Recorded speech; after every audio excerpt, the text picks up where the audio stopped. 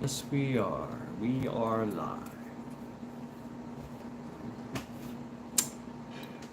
Oh, oh! I always forget something. I have to get a drink.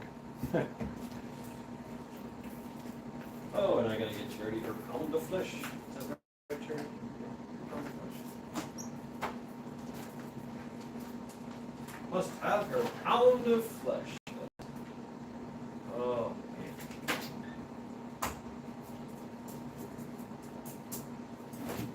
Yes, indeed. Yes, indeed. Welcome to Sunday Reflection. Ah, we're piling in. All right. Denise, Joe, welcome.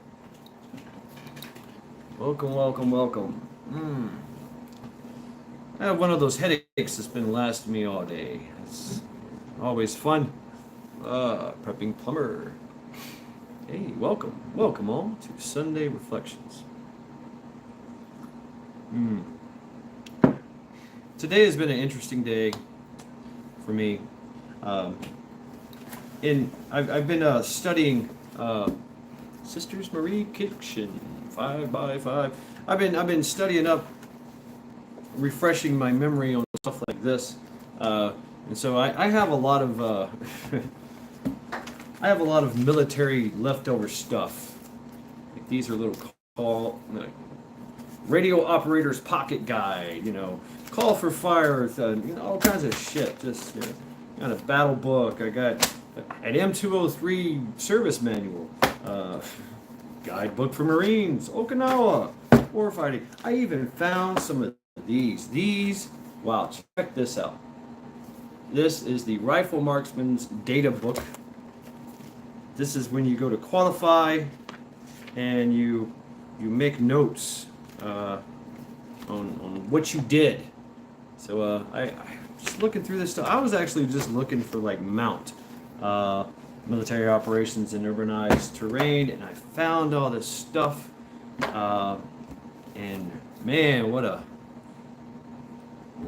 road it took me down. I have notes from Africa. I have notes from all kinds of stuff, but I'm trying to. I possibly could be on a panel talking about urban defense, and I wanted to brush up on things. Tennessee Tactical, hey, welcome. But it just got me thinking, how bad it would be, right? What would it take to secure my location? And wow. To say I could not do it alone. There's no way. So when we talk about urbanized defense, yeah, Sister Marie, it's all kinds of stuff. It makes my head hurt just to think about it. I'm your huckleberry. But it breaks it all down. The Marine Corps military manuals, they break it all down in every possible conceivable thing that you could do. Yeah, right. And so, what would it take? First and foremost, you have to secure your structure. You have to make a structure. If you ever have to do a CQB, a structure on the farm, we have failed on 3 lines of defense. Yeah. Okay, it's been a long day. He is meaner than shit again after being up half the night. He fought half the day and had a nap. So sorry to hear that, Joe. Yeah, really taking a hard look at your defenses. First and foremost, structure. I actually found this place and picked this place because it had a very good structure, structurally sound against everything, the elements, and direct and indirect fire. You're looking for concrete and reinforced concrete and steel construction and brick on top of that. So that's what I have here, which most buildings are made like that. I have 2 other floors above me. And so, hey, Auslander, True American Loretta, hey, welcome. Hope everything is well. And then you got to think about your field of view, the avenue of approach of your enemy, or possible other avenues of approach. Your limit of advance. How far do you want them to get before you can, before you engage them? In which we deployed a three section defense. The further out perimeter, an interior perimeter, and the absolute LOA, limit of advance, go no further kind of thing. And I remember some Havamal, Words of Odin.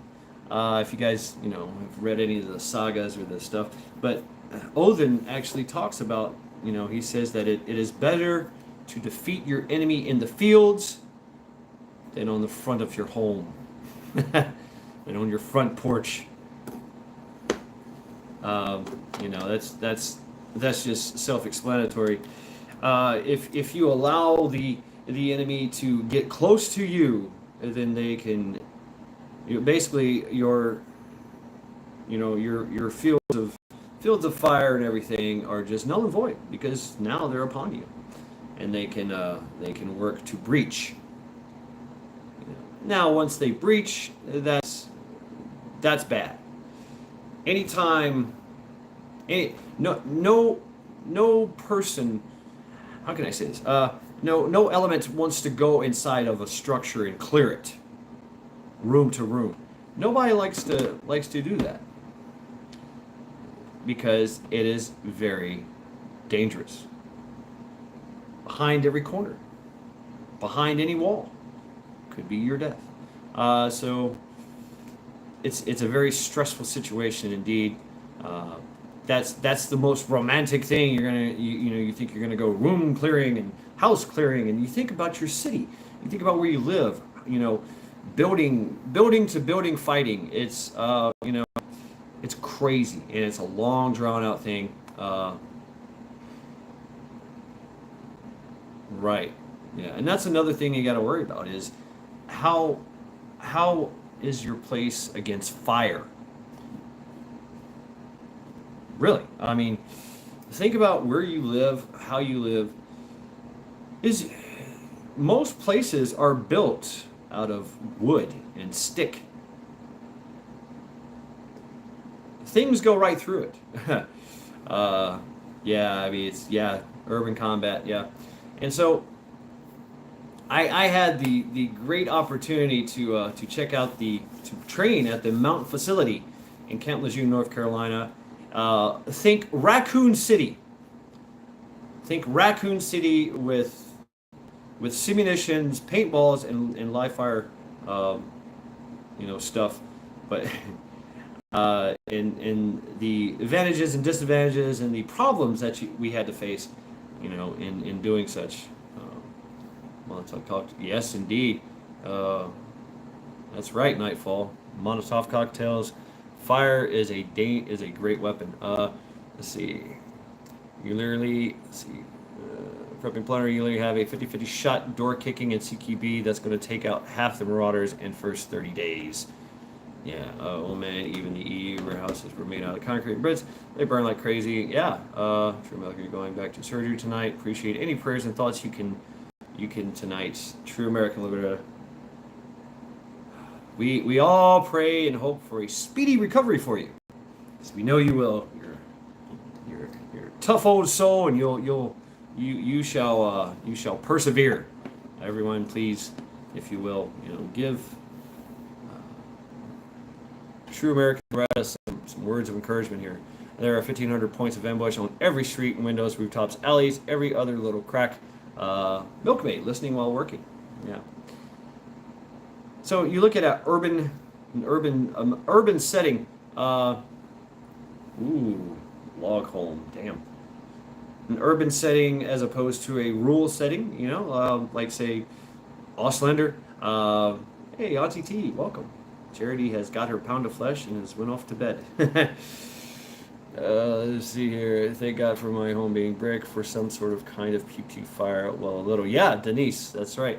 And you can look up online, check it out online, and see what kind of structures are good. To stop most whatever you might face. You're going to be facing 5.56, 7.62 by 39. I have to tell you, 7.62 by 39 will has a tendency to turn cover into Swiss cheese. A brick wall, a block wall, something of that nature. Even brick and wall concrete can be ate away and penetrated by 7.62 by 39, and anything above that is just poking holes through things. So, but you have cover and concealment, but you also have sprawl. That's another idea. That's another thing, Joe. It's legit about Camp Lejeune. See it all over TV. Yeah, Auntie T. Yeah, but I don't qualify for that. I wasn't there. I was there after M60 concrete block turned to rubble. Yes, yes, the M60 will eat stuff up. It will. Yeah, and that's 7.62 by 51, I believe. Yeah, metal for breakfast. And so, making a fighting position, one center block can't stop a 2-2-3, right? I mean, so you might have to harden your structure. If you're really into it. Sandbags, were used extensively in trench warfare and Vietnam, and you can look that up. I think it's a three thick, or five thick. Now they just be charming, just popping in, hit like busy day, right on, be charming, and even you see how the fobs are made they were made in Afghanistan, forward operating bases. They literally took big huge bins that were covered with plastic. The bins were made out of plastic and wire mesh, heavy duty wire mesh, and they filled them with sand. And that would stop most rounds, even artillery.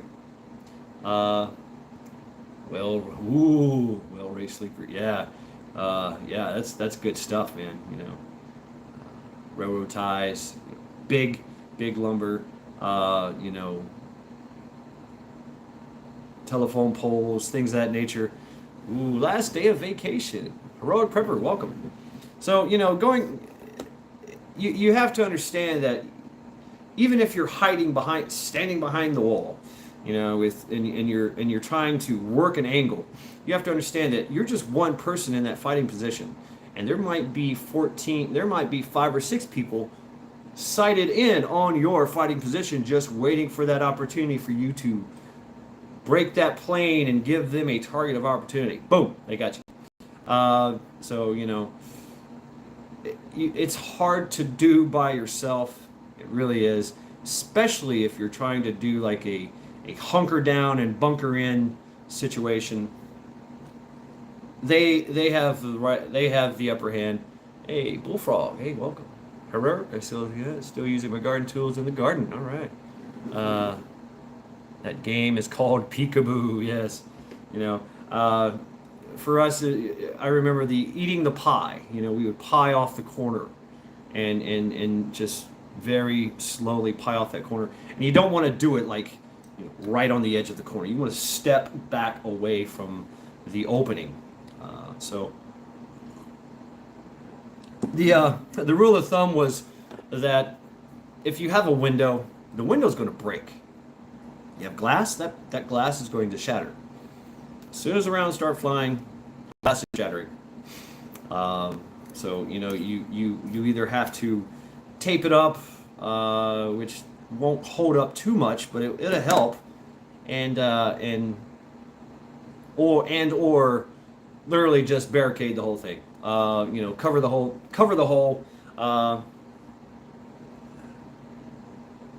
Houselander. Little picture of Oprah. Secret weapon. Yeah.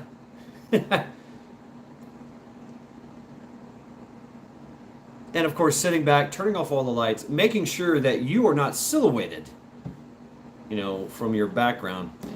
Putting up a veil has worked wonders, especially in a lot of campaigns, Bosnia and Herzegovina, Ukraine, and of course the urban conflicts that went on, in Afghanistan and in Iraq and all that. Any tips are more than welcome unless mobility issues improve. I'm kind of going to have to make a stand in the most creative way possible. So I would implore you to you need time. You need time to build and build these defenses. You might have time if you live out. You want to make it as you want to channel them into your funnel of fire. You don't want them going behind you. You don't want them all stacking up, and moving forward as on a line. You want to channel them. What's this new term? You want to kettle them. You want to kettle them into a little bitty narrow place that they can come through, and you can do like the 300 thing, and take them out. And then of course you have to set up. You have to deny movement, and to do that, you have to build structures, you have to build trenches, but you don't want to give them cover. You don't want to give them a place to hide behind that you can't shoot them. So that's the idea. Your hardening of your defenses on your home, on your last line of defense. That's your LOA. Your berms, your containers full of dirt, your sandbags, whatever case may be. And you don't want to fight in your home. It's best, like I said, it's best to meet them out into the field before they get to your home. Meet them before they come, and you better have friends. You better have friends. If I was alone on my homestead by myself with just me and my dog, and a group of 5 to 6 people come a calling and they start shooting, I'm out. I'm out of here. See ya. Bye. I'm leaving my home. I have a better chance with higher to be out in the open with higher mobility, so I can shoot and move than I do being stuck in my box, my casket of home. If it's not properly secured and it's not properly done, I'm just a sitting duck. They can literally just sit out there and wait it out. Wait for me to go to sleep, and then come on in. Don't get pinned down. Yes.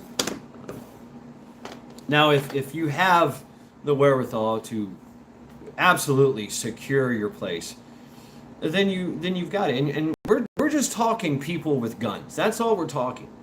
We're not talking about everything else that's out there, like mortars and howitzers and freaking drone missiles, Hellcats or Hellfire missiles and stuff like that. It's you have no choice. You have no advantage. The only advantage you have on being inside is they can't see you. They can still hit you. They can figure it out. Oh, okay, he's in that room. Send a missile in that window. Ain't nothing stopping that thing. So it depends on the enemy, right? And gathering that intel. Yes, don't be scared is the main thing. That's true, but the main thing is to think, to use your head. What am I going to do? There are cases. There are cases that we have seen where an army, a large force, was coming through the landscape, and they came upon a homestead or something of that nature, and when they got there to raid everything, there was nothing there. Everything was gone. It looked like the place had been abandoned years ago, and nobody was there, and they just kind of moved on. Or they hung out, or they had a place to hang out. That's another thing is a structure for a element on the move is welcomed. They can hang out, they can take a nap, they can take a shit, they can sleep, eat, that kind of thing. And they don't care about. They just like your structure, right? It gives them a place to chill. Because when you're out in the open, you're 360-degree security, head on a swivel, heightened sense of awareness, even while you're tired. Been walking for 18 hours. And you find a structure that's abandoned, you're going to take advantage of that. But this case in point here, the people were underneath the house the whole fucking time that this massive army had moved through, and they literally took everything out of the shelves, and put it downstairs in their little secret little hidey hole. And this was in Africa, by the way, done with just. It was a mud hut, a mud hut homestead with cows and chickens, and they literally just scattered them, and they just hid down there, just stayed there. Every now and then the troops would say that they think they smell food cooking. They would kind of look around, but they couldn't find anything, and after about a few days or so, they moved on. And that's when the people came back up and was like, and yeah, they threw dirt. They took everything off the shelves. They threw dirt everywhere and hid in their homes, in their hidey hole, and that was it. They didn't have to fight. Denying the battle, that's probably the when you're faced with a large force. Denying the battle and getting out of the area or hiding is probably your best bet. But you have to understand what their intentions are. If they're looking for you specifically, chances are they're probably going to find you. What's up, Eric? Hey, welcome. They might have intel about your hidey hole. They might have intel about your secret underground tunnels that you use to escape. They might know what your schedule is and what time you come in to work and who's at the house, how many animals and dogs and cats you have, how many weapons you have, and all these things. So if you're facing something of that nature, it's just best to leave, because you're not going to be able to fight by yourself any kind of large force that's coming for you.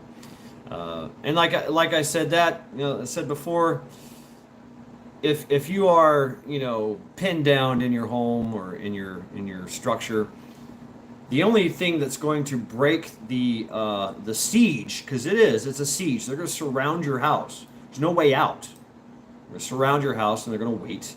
They're going to wait for the most opportune time to breach, to come in.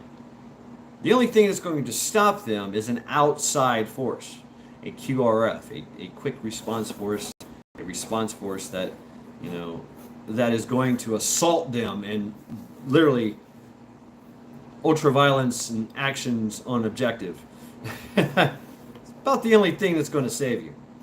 Otherwise, you're going to be sitting in there eating a lot of spam, waiting for one of your walls to cave in, and everybody comes, and smoke and tear gas and everything else. If you're not scared, you've won half the attack. It's possible, but you still have to. When you're not scared, you're able to kind of think clearly. And look at the situation and go, okay, all right, I'm facing an army, I'm facing a contingent, I'm facing a SWAT team, a something. I'm facing this, and I can say, okay, this is what I'm looking at. What can I do to ensure my survival, or what can I do to eliminate the threat? Can I eliminate the threat? Because at any point in time, they can just call in more people. And there's always air. They're going to have helicopters. They might have a plane. Drones. Things of that nature. Auslander, I've got a session at the Shrink today. Finally got some support from one of the defense agencies and support services. So I think I may leave here now. Better safe than sorry. I'm chickening out. Understood, Auslander. Prevention is the best cure. Can't let myself get all hyped up. Ah, yes. Yeah. I'm sorry if I hyped you up, Wayne and Lynn. Thank you very much for hanging out with us. It's just something that, I've been going through all this crap, I'm like, damn, I remember this stuff. Wow. And I was just trying to refresh my memory on some certain things. And all this has changed. All this has changed. The doctrines have changed. The tactics have changed. For the most part, they've stayed the same since World War One, World War Two. 40%, 40 to 50% of all the fighting in World War Two was done in a urbanized setting. So imagine that. You see what's going on in the Ukraine. If it is really going on. A lot of that is interior, and you see how the Russians are dealing with that. They're just boom. They're just going to use artillery, and they're not going to send their troops in until they are absolutely sure that the target is softened. So you think about that. Are you going to be in the grid square that has been scheduled for demolition? Any kind of structure that they see, that they know, they're just going to pound it. They're going to pound it from far, far away. There's nothing you can do about it except for take cover or run. Getting shelled, is not good. Not good at all. Very, very bad for your health. Your structure will be gone. Or extremely compromised. You'll be fighting in the rubble while things are coming down from the sky upon you, and possibly towards you as well. So there's some things to think about. Some things to think about. What would we face? Possibly. The only one that can stand in the hidey hole under my house is the cat. Eric. Hey, you have an attack cat. Mm-hmm.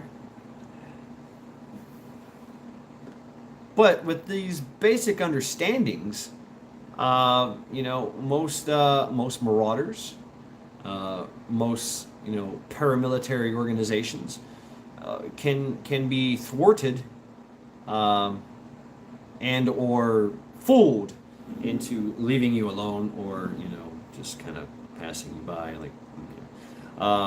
But if a large force, a large organized force sees that you have all these defenses, they could kind of go, there's something in there that's worth protecting, and they will try to figure out a way to get to you, and whatever. So, like they say, no nation stands secure, and no location stands secure.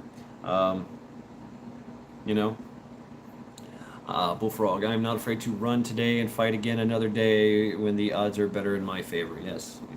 Sometimes that is what is needed, is to move, just move, keep moving. Be not afraid is what my faith says, okay, but I've always known that recognizing it is half the battle, and be ready for all types of what the fuck evers, and keep my line of comms open to OS, right? We are all mostly fucked. By myself this week back was out, we would have lost everything. Wow. Hola, Lori. So, if you think about where you're at and what your resource, people are the resource. The people in your neighborhood, people in your community, and you have to have a community for this to work. If you're alone on a property, then you probably want to figure out a way to definitely keep an out if a large force comes through, and to secure all your stuff. that's digging holes, hiding them in the structures of your your place. Guardsman. JL, hey, welcome. Because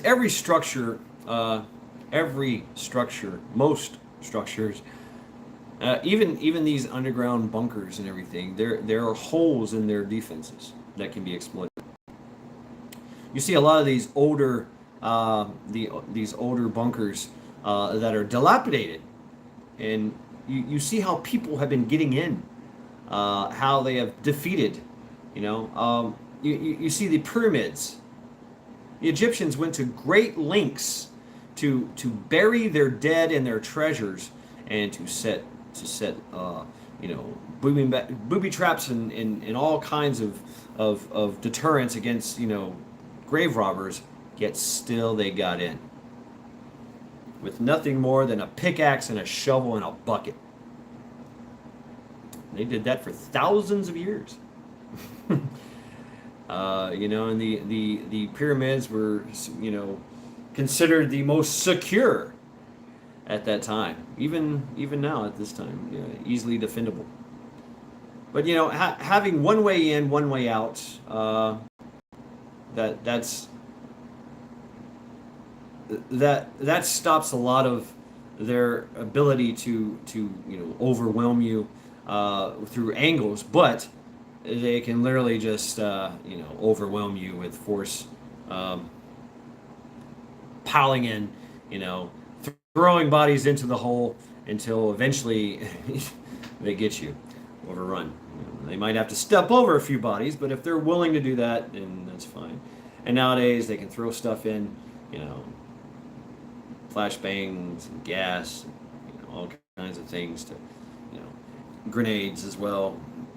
So having one way in, one way out is a good thing and a bad thing. You gotta keep it out, unless you're making your last stand. I don't know how many people want to do that, or how many people are willing to do that. Of course, if I was assaulting a position and I knew that the people were willing to fight to the end, it would definitely make you think twice about certain tactics to use. I see Gina H. Stella. Hey, listening for the ride home. All right.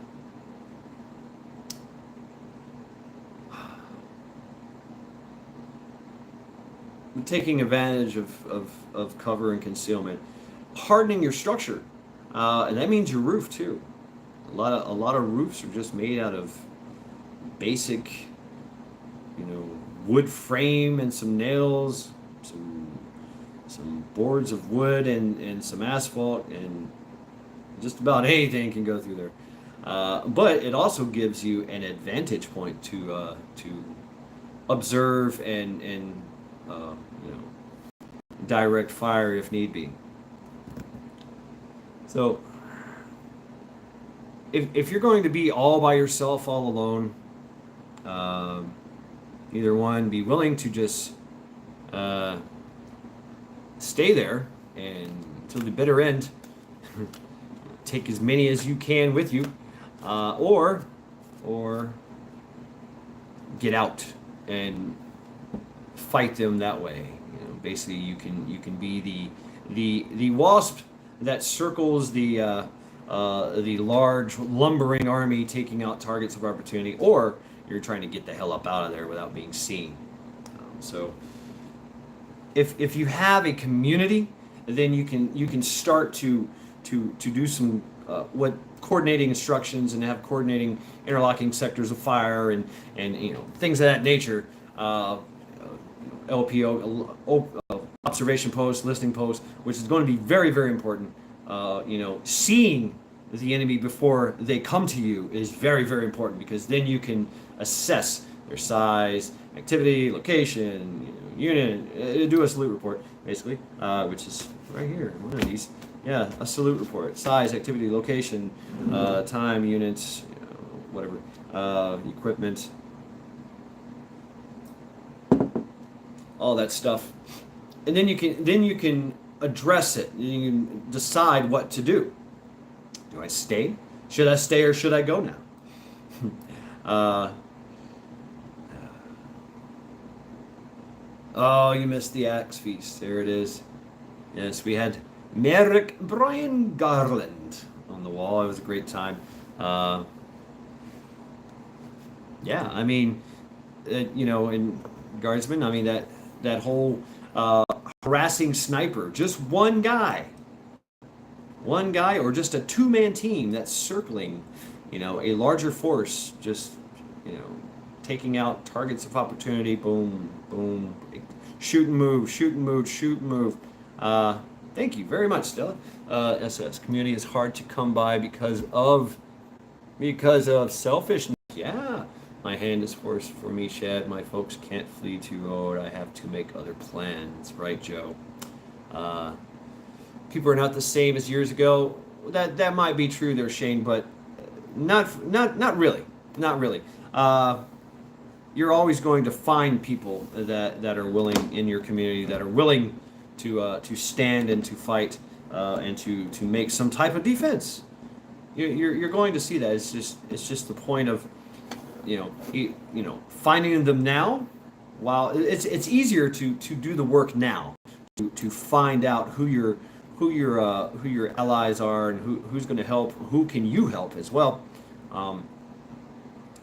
Or you can wait to the moment of truth and be like, hey, you, what are you doing? Help me, come over here.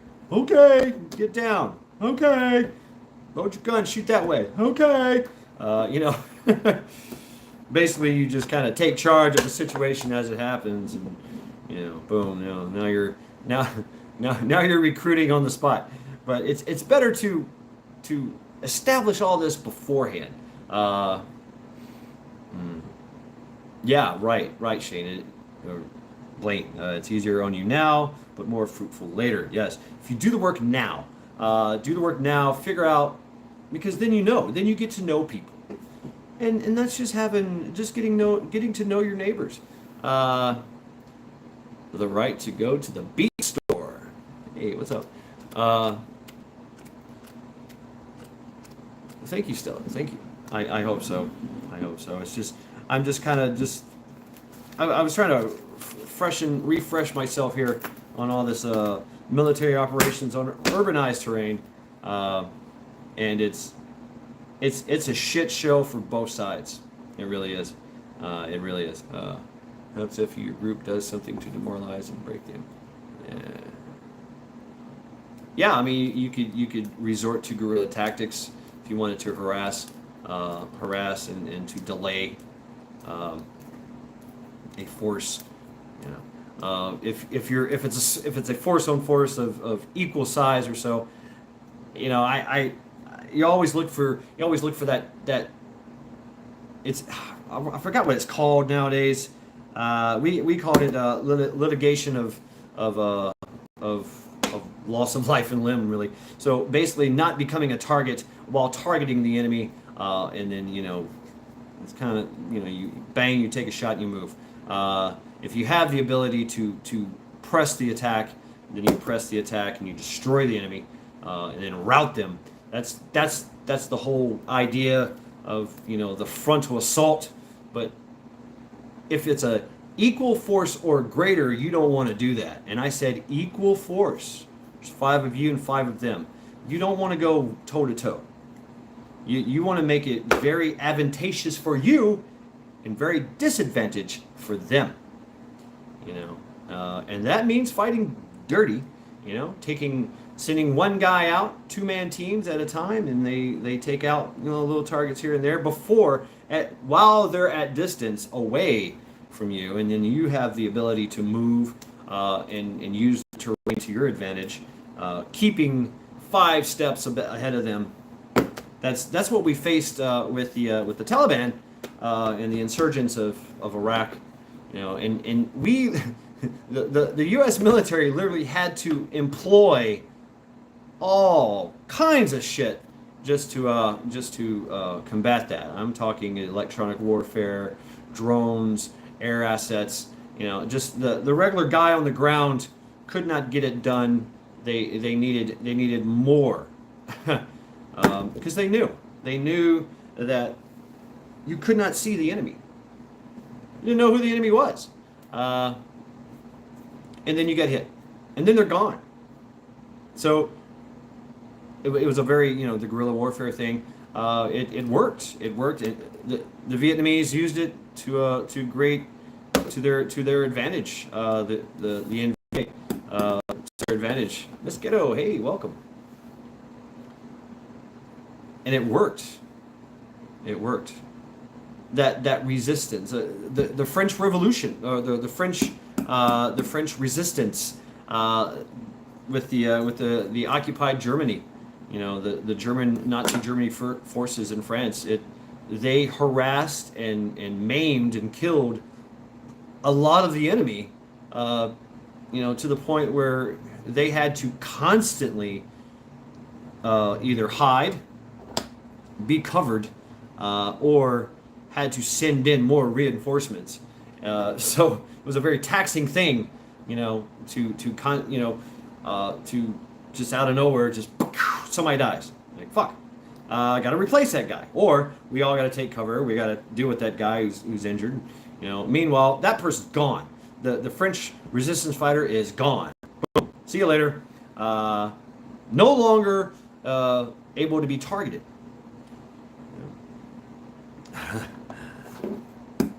What's the famous girl of the '80s? Dr. Ruth Resheimer. She was a French sniper.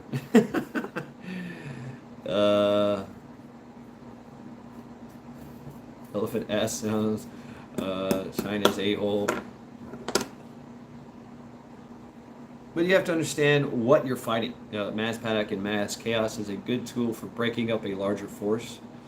Yeah, if you can steal that with them. If their discipline is strong, if they have good leadership, then they will not waver. They will not waver. But if it's something like a mass of marauders or a paramilitary unit. And I say that, a paramilitary unit, which there's a lot of here in America. They all have, ideally the alphabet soups I'm speaking and referring to. And of course, some other groups. There's a lot of other groups, a lot of other groups that have ulterior motives. They literally have Muslim terrorist training camps here in America that are allowed to do their thing. They have taken over the cities, or the small cities and stuff. That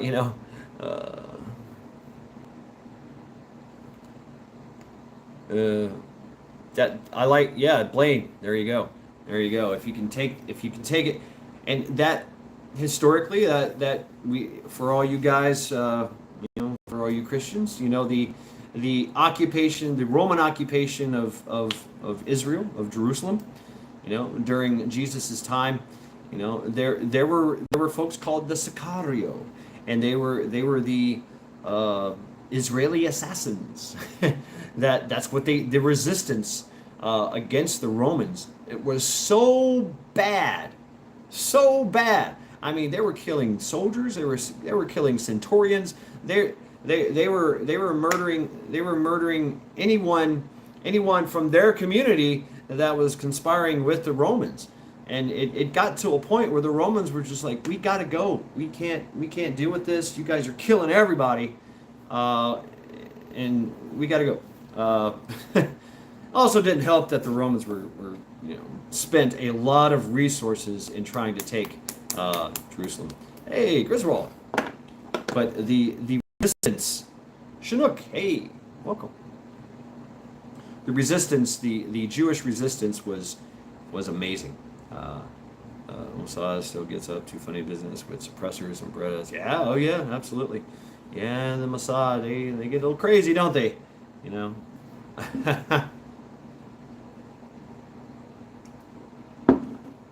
So, living in that austere, that non-permissive environment that will befall our communities. That's something that I've always been prepping for. Spartacus, just having that knowledge, having that the of my area, doing a area study. What are the assets that are in your area that you can utilize when everybody, when the shit hits the fan, when the balloon goes up, that's just part of it. Procuring resources for your group, gathering your group, assigning tasks for your groups, and organizing them into structures that can be useful and that will be useful later on in the world, in this world of chaos that will ensue, in the civil unrest, which may or may not come. Right on, Stella. And that's always been my thing, was civil unrest. How to do that? Yeah, right, Blaine. How to deal with that, and that was my initial response. Was, well, fine. I'm just going to grab my backpack and hit the woods. I'm gone. You want to come get me? Good luck. You're not going to find me. You can, Chinook. I cannot participate in it, but you can do what you wish. Throw axes. Throw axes of love for the room raids. I can't do it. But if you guys want to participate in it, please feel free. Chinook will lead the raid.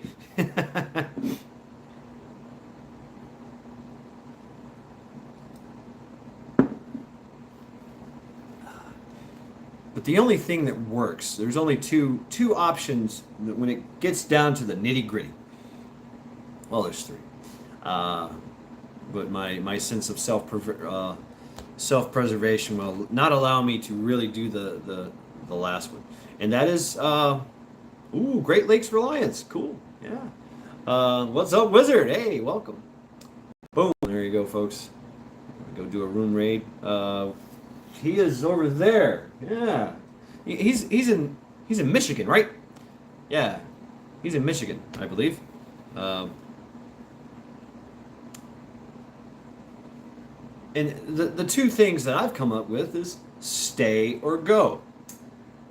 If I can make it work with a community, with bodies, boots on the ground that are willing to work and to do things, and to keep their community secure, then yeah, by all means, I'm going to stay.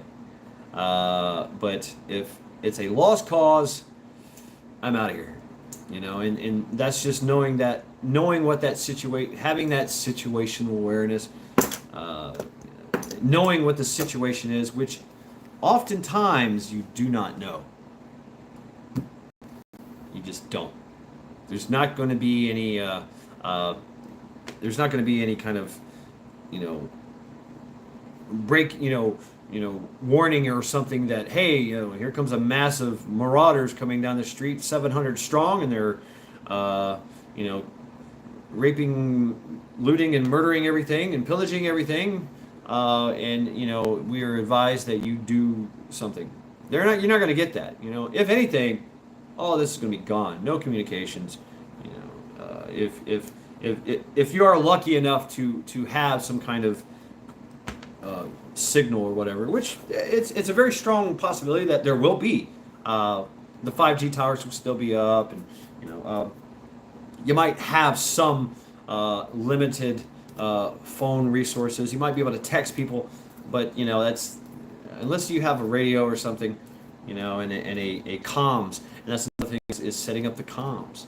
If you're going to have a community, not only are you going to be able, will you have to be able to talk amongst your community and move, shoot, communicate being the key.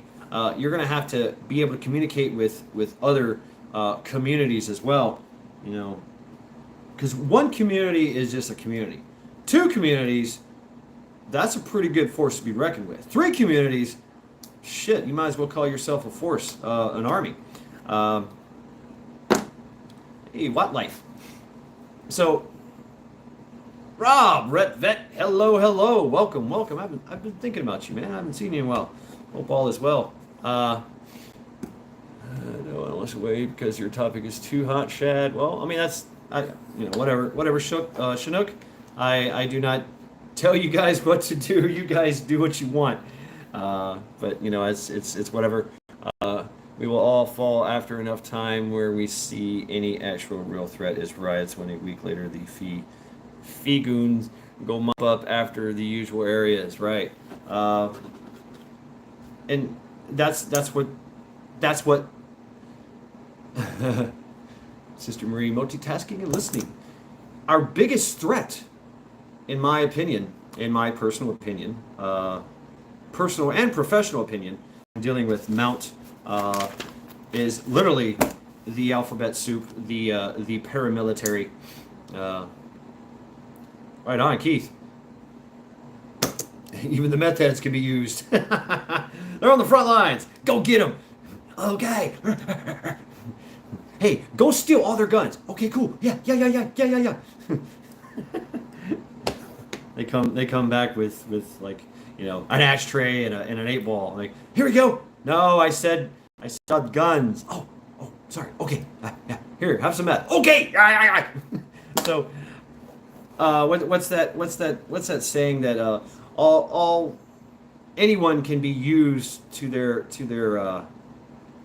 usefulness is I forget the saying, but anyway, everyone has a talent that can be utilized. Right, yeah, that's what I'm kind of getting to there, Guardsman. Is we know that when the civil unrest becomes to the point where Sonia from Ireland. Yeah, it's probably best that you say nothing. Yeah. So, but I understand. And I thank you for stopping by at Sunday Reflections.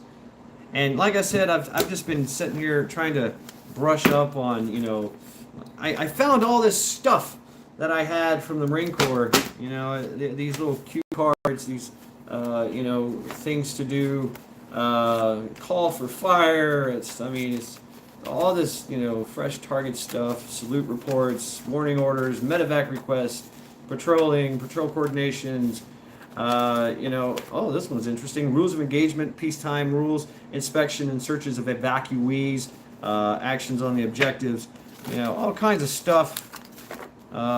Just stuff I had and notes that I made. Right. That's right, Chinook. But we know that this civil unrest is going to happen. When it happens, and we get civil, we get uncivil, then they're going to come through and mop up. So now we're facing civil unrest with marauders and if not brown shirts, black shirts, organized terrorism, doing their thing on the population, targeting communities, things of that nature, disrupting. New Jersey fishing maniac. Hey, welcome. And then we're going to be faced with the alphabet soups and the paramilitary that are going to come through and try to instill order, right? And we all know that's going to be a shit show indeed. So that's when things are going to get a little even more spicy, and that's a long-term thing. So you think about that long-term. You have to survive. First, you have to survive water and power and everything being shut off and things like that. And then you have to survive the marauders and the crazies, the zombies, and then you have to survive the peacekeepers that come in peace to establish order. And that's going to be another shit show, and that could be either domestic or foreign paramilitary or military groups. Chances are they're called military, and the military will march on the soil of Americans,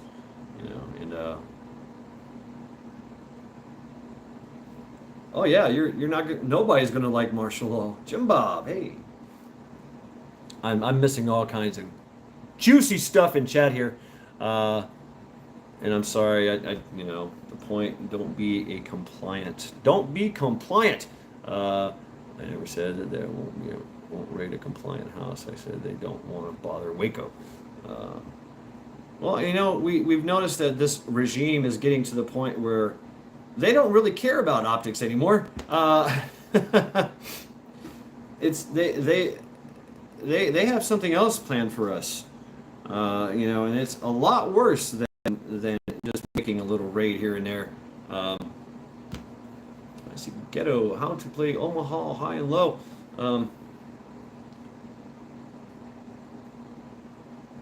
Well, Gina, yes and no, but there's ways to combat that. There is. Here, I'll show you. Here's the best way. Here's the best way right here. Frequency weapons. And this is a tried and proven method. I'm going to show you how to defeat the high frequency weapons. What? I can't hear you. Oh, you want me to comply? Beep, beep, beep, beep, beep, beep, beep, beep, beep, beep. I'm sorry, it's not affecting me. Hold on. Oh, you're sending microwaves.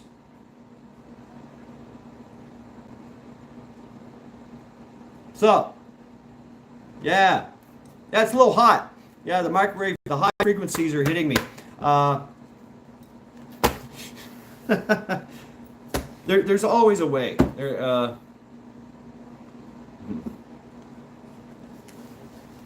Yeah, that's true. Don't stop rifle rounds.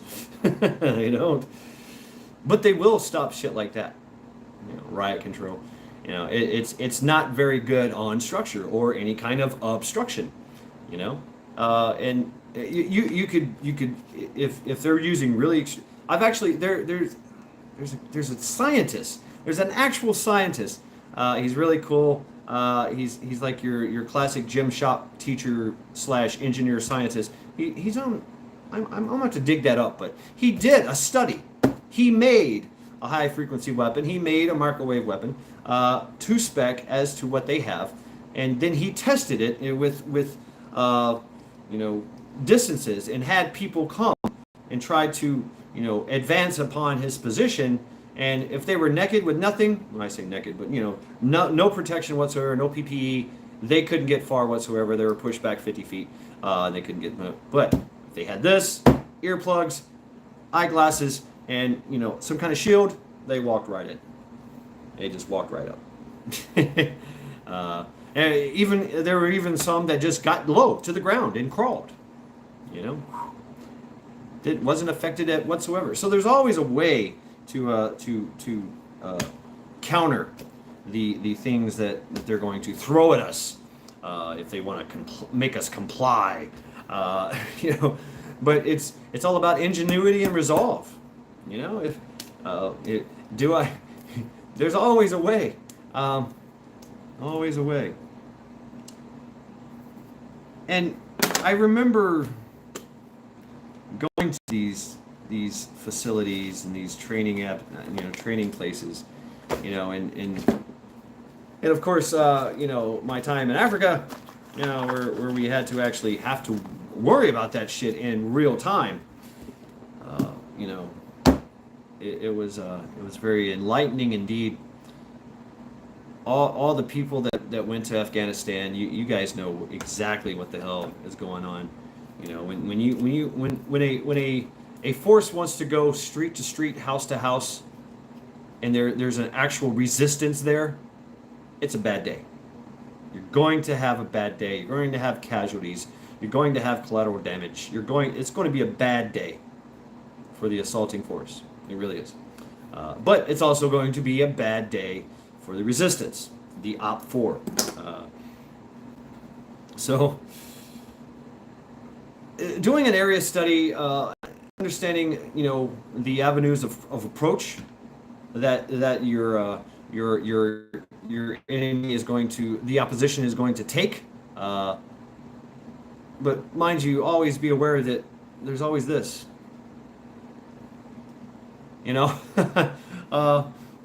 There's an interesting way that the Phoebe would do an extraction, a raid extraction and they get very, very militant with it. It was a great idea. They literally came in by helos. They didn't drive. They came in by helos. They fast roped down or zip line down, and out the teams went on foot. Boom, boom, boom, boom, boom. Assault the position. Grab the HVT, high value target. Take them back. Boom. Throw them on the helo. The helo spy rigs them out of there, and then they walk out, or they spy rig as well. Yeah, so they don't need vehicles. They don't need to come rolling in these armored trucks. They can just literally fly in. So how do you deal with air? Well, there's passive ways, and well, obviously we don't have a lot of capabilities when it comes to how to deal with an aerial threat. That is the high ground that most of us cannot touch. Sure, shotguns are good against drones and possibly helicopters, but not really. It's extremely hard to hit a moving target up in the sky. That is possibly armored and has weapons of its own. So, and all they have to do is just see you, figure out where you're at, and that's it. You're done. They've sent something your way, and there we go. So your biggest weapon is going to be to cover and concealment at all times, especially from the air and from long range. Can you, if they could be watching you from over a mile away and you never know it. Sending a real time intel to boots on the ground that are even closer. So, I mean, until we can figure out a way to deal with that as a civilian force, as a what's the word? I dare say the word, the militia force, but as a OP4, okay, as a OP4 force, facing an aggressor, it's still going to be a hard war to fight, a hard battle to fight. It really is. But they too are worried about casualties, collateral damage, that kind of thing. Even though they have superior firepower, even though they have superior observation and intelligence gathering upon you, it's still a very risky business to go into any kind of urbanized setting and conduct operations.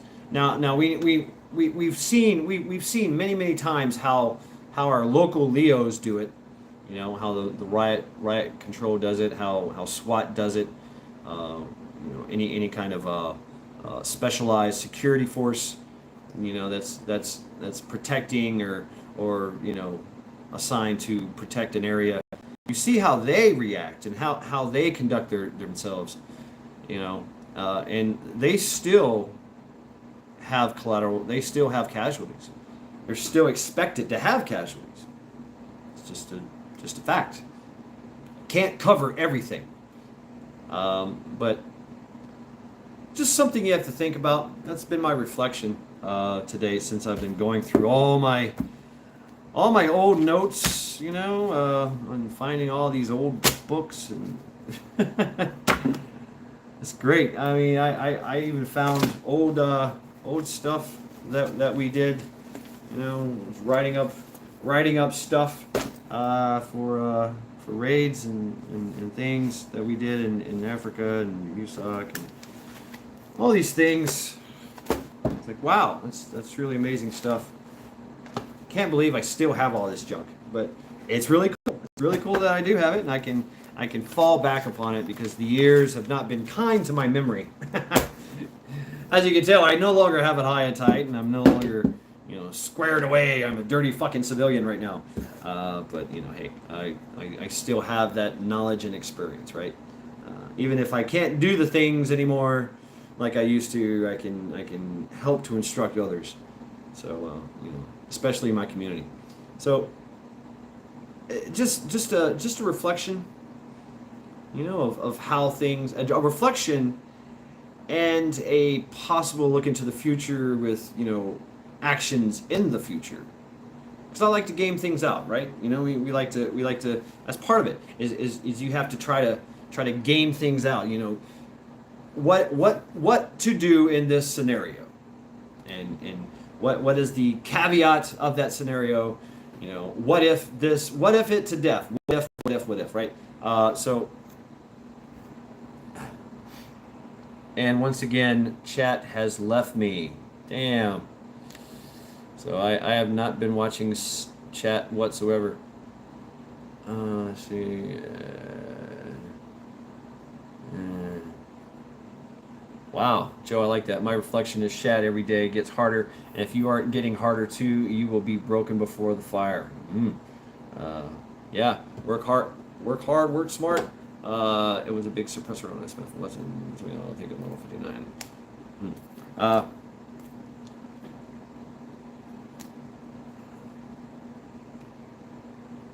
So, I what ifed, and I'm trying to gather, do a area study of my community and of the people that I live with.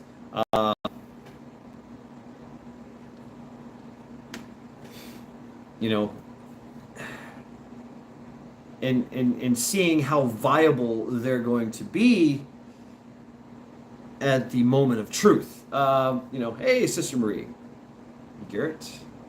Garrett, thanks for the update. What update are we talking about here? Let's see here. Bug out.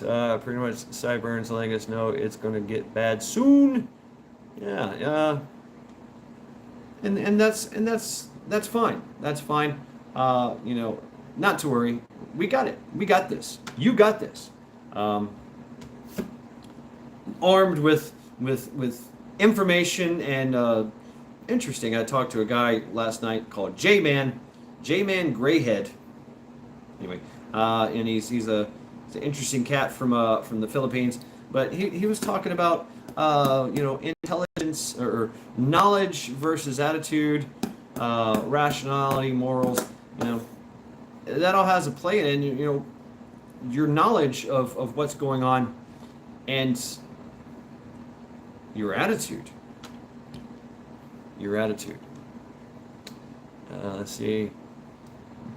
Did just find out his local, I had no idea until this morning. W something. Do what you must. HF5 exists too, but for a practical standpoint, most people even now are using low-tech stuff. Yes, it's easily defeatable. The high frequency stuff is easily defeatable. It really is. We've seen that with the Summer of Love. It did nothing. It did nothing to the black shirts. Nothing at all. They were just like, okay. They wore things like this. They wore goggles. They wore hats. And they carried little shields, literally made out of plastic barrels, and they were fine. Umbrellas. Their black umbrellas was a great defensive tool for them against the high frequency weapons.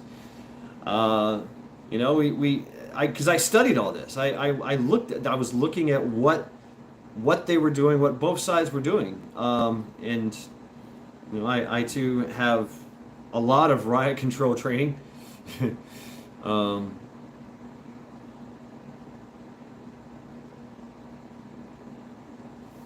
And really, the M1 carbine.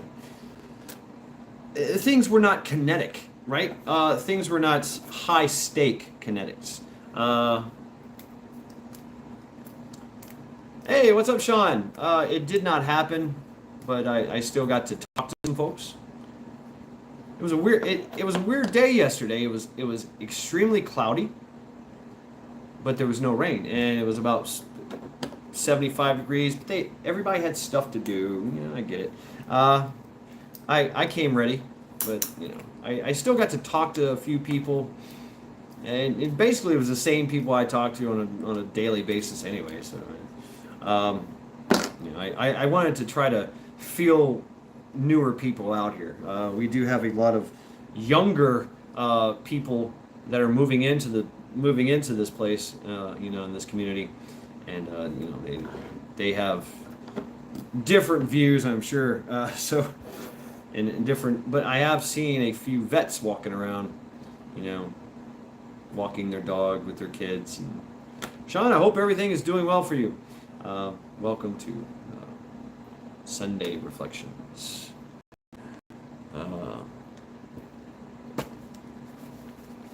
Yeah, just some things here. Just some things that I was thinking about, and I was doing this to refresh my memory on the subject matter, because urban defense. Hey, Charity. Because it's possible I might be on a panel talking about this stuff in the future, but getting down to the details and nitty gritty, and getting the lingo back. Sean, you know what I'm talking about. A lot of you other vets know what I'm talking about. You kind of lose that lingo, that way of speak that is common to military. No. No. No. No. F home to C.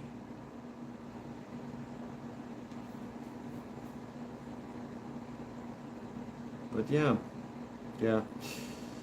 and I've made plans. And that's the idea too. Is that when you do your area study, your community study, is what would it take? How many people would it take? What kind of resources would it take? It's all planning. Piss poor planning produces piss poor production. So how many people would it take to secure this place so that we can live comfortably and be able to respond? If something may happen, you got to have a standing force that's actually watching. Sentries. That's a very important thing. And standing watch, standing guard, with QRF forces at the ready, standing by. You're right, Meat Puppet. You're right. But I have hopes. I really do. I really do hope that a lot of capable individuals will step up to the plate and make this country great, make their community great and safe as well. I think they fail to realize that. That we have enjoyed our success and convenience for far too long, and now we're paying for it. We have not been organized. We have not been standing guard. Our sentries have been doing nothing.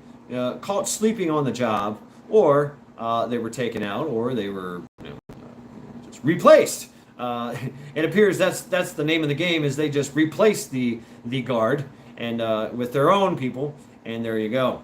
Yeah, they can just walk right in if they wish. So using counterintelligence and subterfuge and espionage, the deception. Deception is the way to win the war. It really is.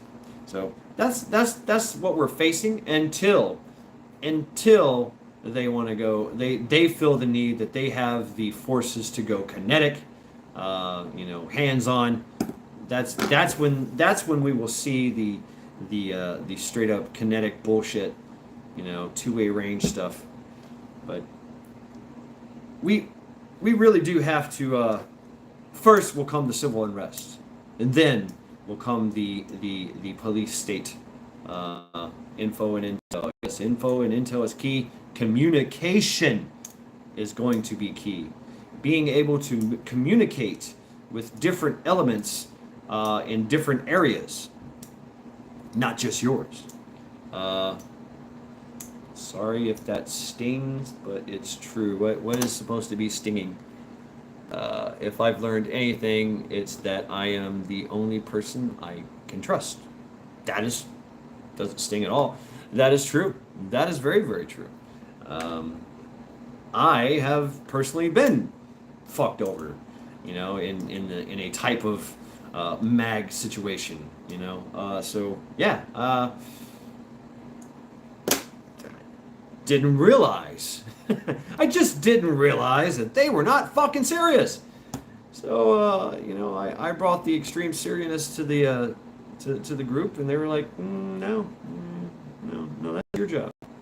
My job is to sit over here and be fat, dumb, and happy. Your job is to go out there and kill the enemy. I'm like, no, no, fuck you. Use downspouts to extend antenna, right? I've been looking into a lot of HF communications and the capabilities, but yeah, there is going to come a time where trust issues will especially in a community, it's going to be a little different. Here's a link for Great Lake Alliance. Finding people, keeping people honest is going to be very, very important. Yeah, even if you don't trust them, even if you do trust them, you have to be able to keep people honest. Fences make good neighbors, so do guns. Guns make for good allies.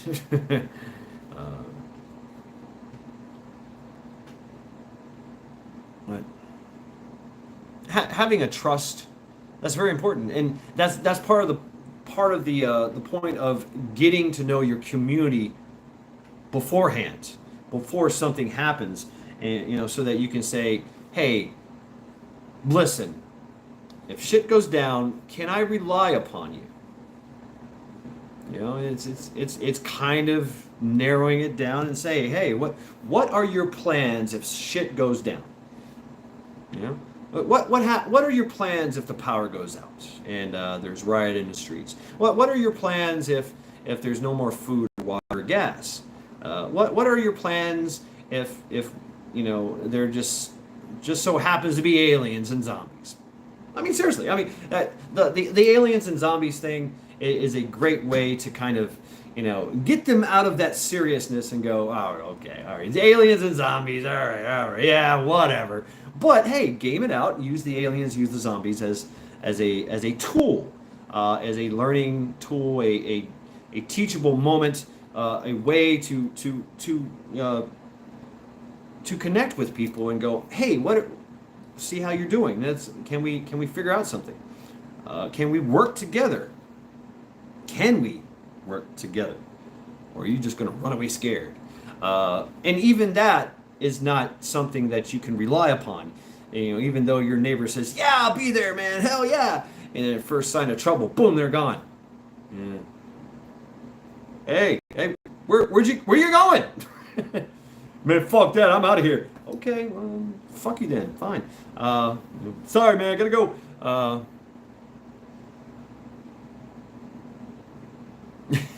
Right, Sean.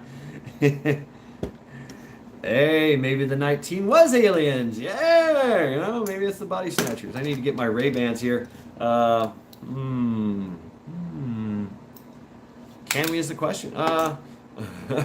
Don't blame me. I voted for Giant Meteor. Oh, man. That's happened. That's happened at least 4 or 5 times in our world's history. Yeah, 4.9 billion years of life here. Yeah.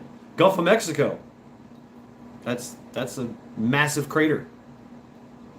Yeah, that was an extinctual event. Yeah. That's right. Don't do the flashy thing. Beep. Beep. Yeah. All right. Wait for the flash. Smile for the flash. Yeah. So yeah, I mean, we already know. We just know that we don't know the time, right? Yeah, well, Joe, you're going to be an oceanfront property, man. Hudson Bay was also a meteor. Okay. See, yeah, there's a lot of craters around. Uh,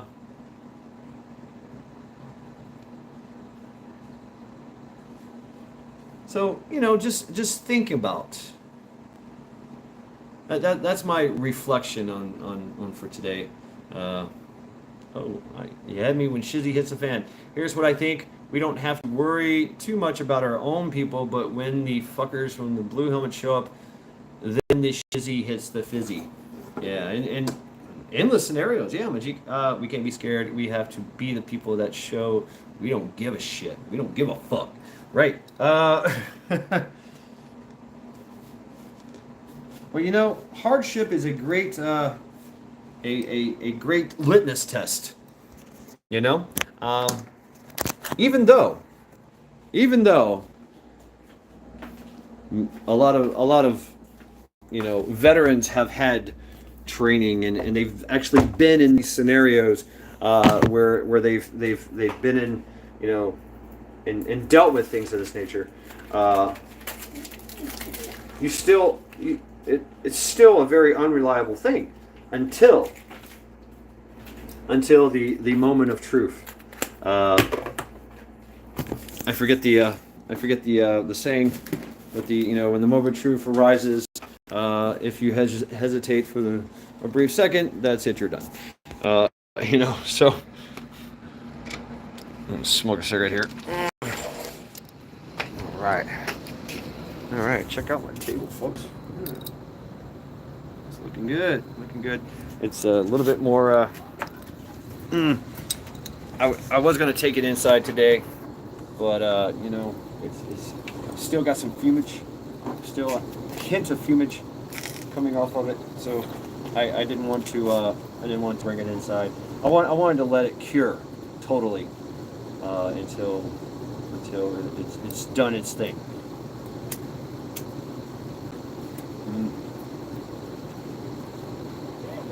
Monty, yeah. Oh, get closer here so I can play with Chet. You just want the furry thing, Denise? With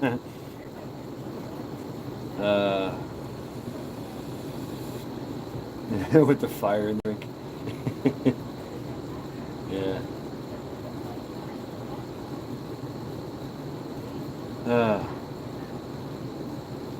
The moment of truth shook me to the core after the truth passes. That's right, Monty. That's the day I don't have to blend in anymore and get to let the monster out. Well, you still have to be able to harness that, Joe.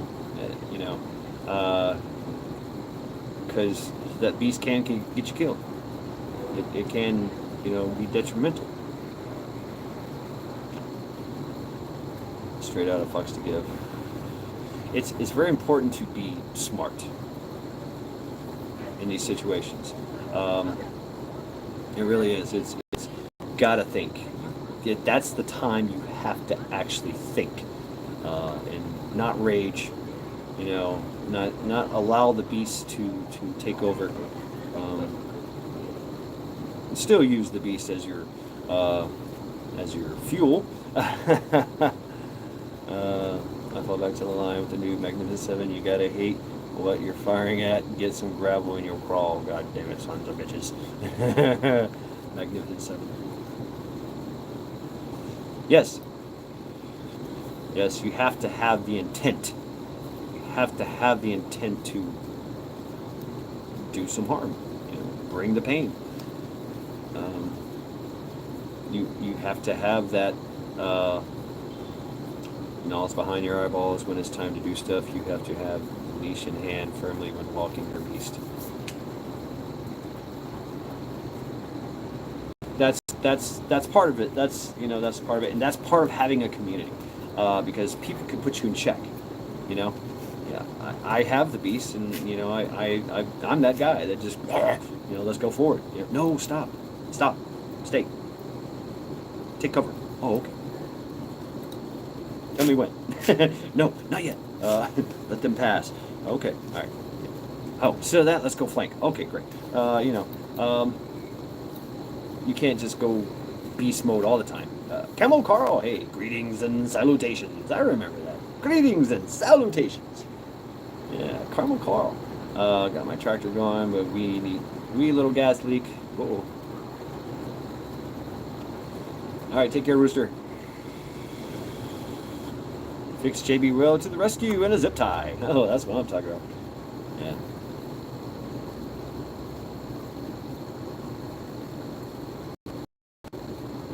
And see, out there, out in the rural areas, security is going to be a little different. In this urban scenario, it's going to be continuous. It has to be. It has to be continuous in the rural scenario as well. But you can kind of take a break a lot. Not a lot of shit's going to go on.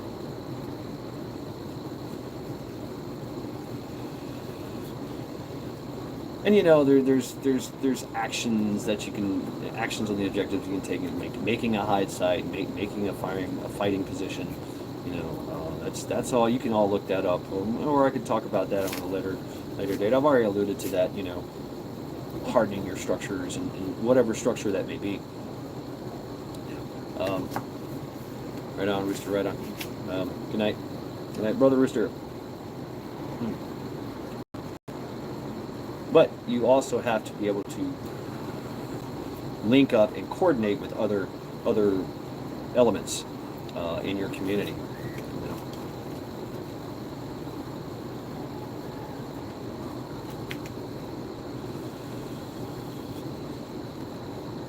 You know. And we're not even to that point where we have any of this, you know, organized. You know, very yeah, I've been hearing about this Camel Car. Yeah, Yellowstone's waking up.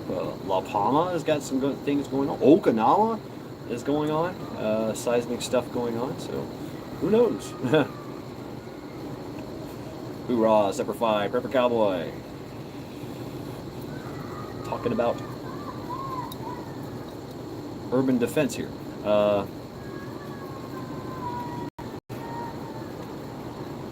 Welcome to life in the big city, y'all. Kids crying. Yeah.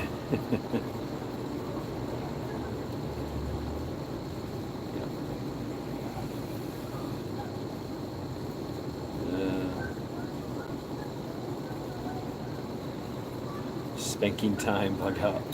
Sounds like well, I know the situation. It's grandkids.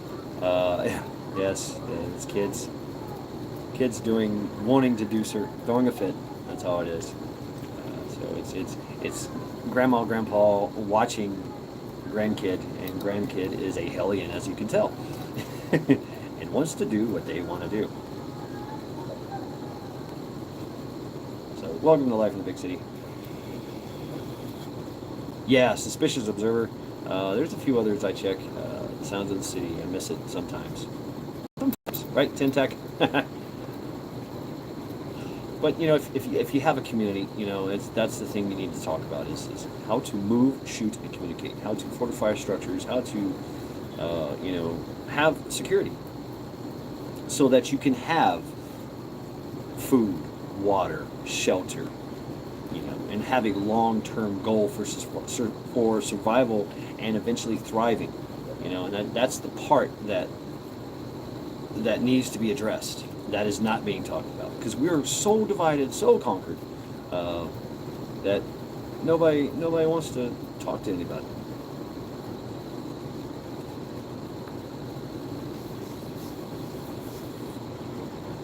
Mine do that every night. Same with in the water asking. Yes, veterans are surrounding this community. I'm blessed. But bug out. Talk to them. Talk to them. You know, find out what's going on. They're a wealth of knowledge. They can help you. They've probably been in some shit. They've probably have, you know. And I'm not just talking about, you know, just, you know, your ground pounder infantry guy. You know, what about the engineer? What about the guy that was in charge of fueling jets and doing maintenance You know, what about the guy that was in Motor T?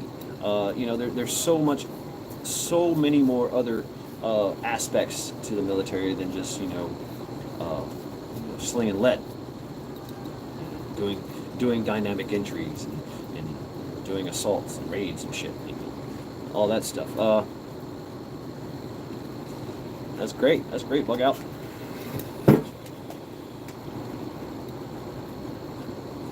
The thing I need to fear is fear itself.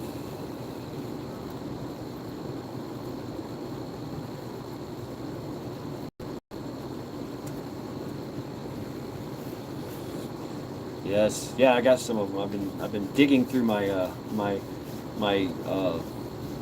old military library, the stuff I grabbed, you know, before I left the cream corn. The cream corn. I called it the cream corn. The Marine Corps. Yeah, just because I wanted to, brush up on my mount, military operations and urban terrain, So knowing what they're going to do, and then that can help you later on and down the line to decide on what you're going to do. Pink clocks. That's great. That's great.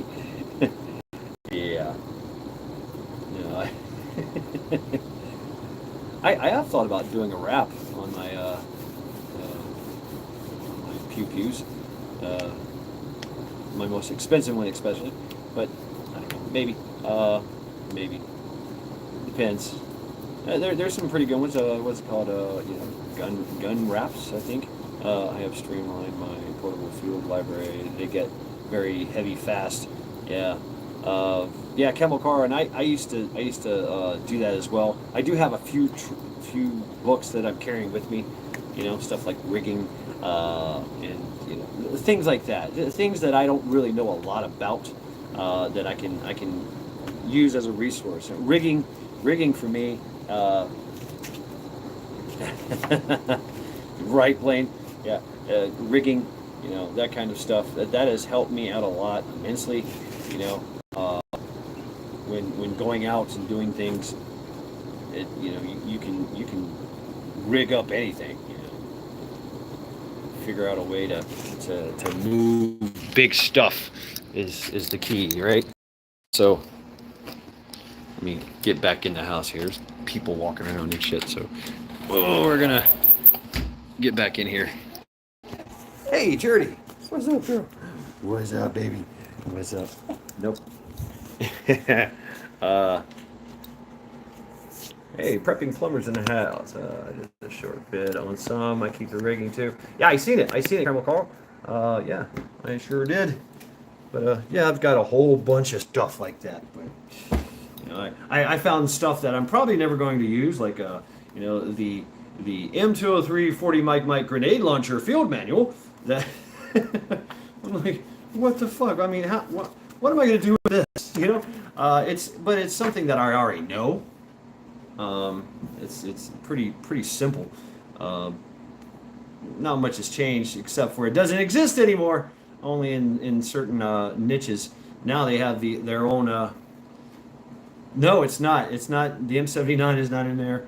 But now that they have their own dedicated grenade launcher, and they have their own, which means that they have their own dedicated grenadier. That was something that Vietnam had. The grenadier. That was his job. He walked around with grenades, and he had a grenade launcher. That was his job. Boom! The thump gun. He ran the thump gun, and that was his job. That went away, and they integrated that part, and this became a small unit leader position, the fire team position, the squad leader position, and or the platoon leader position would carry the M203. Everybody else had other stuff, but they also had the ability to use the 5-point the weapon, the rifle as well. But now they're going back to the grenadier job.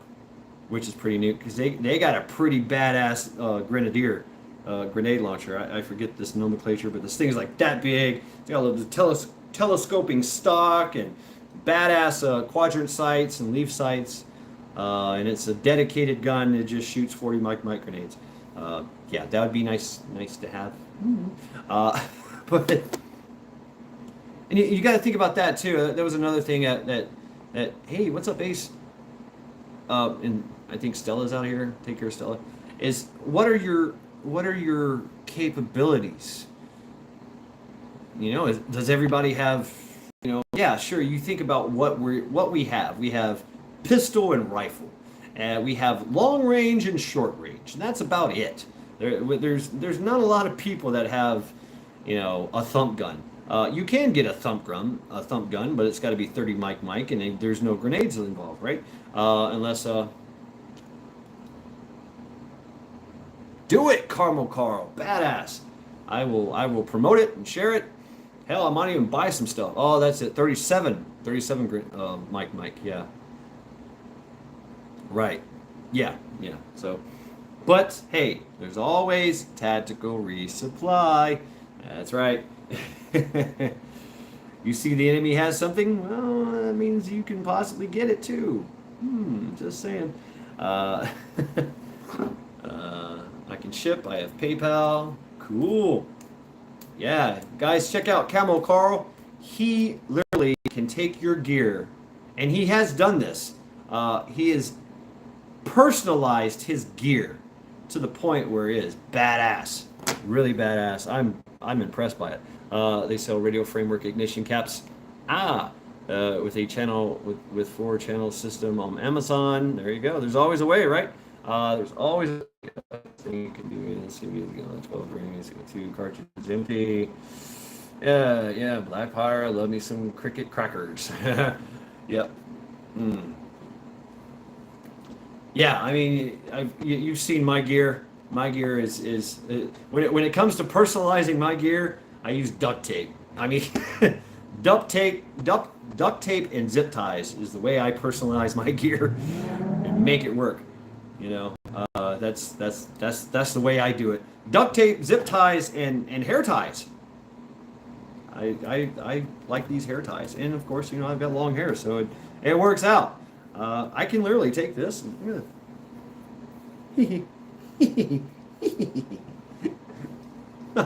I now have a knife in my hair. But anyway,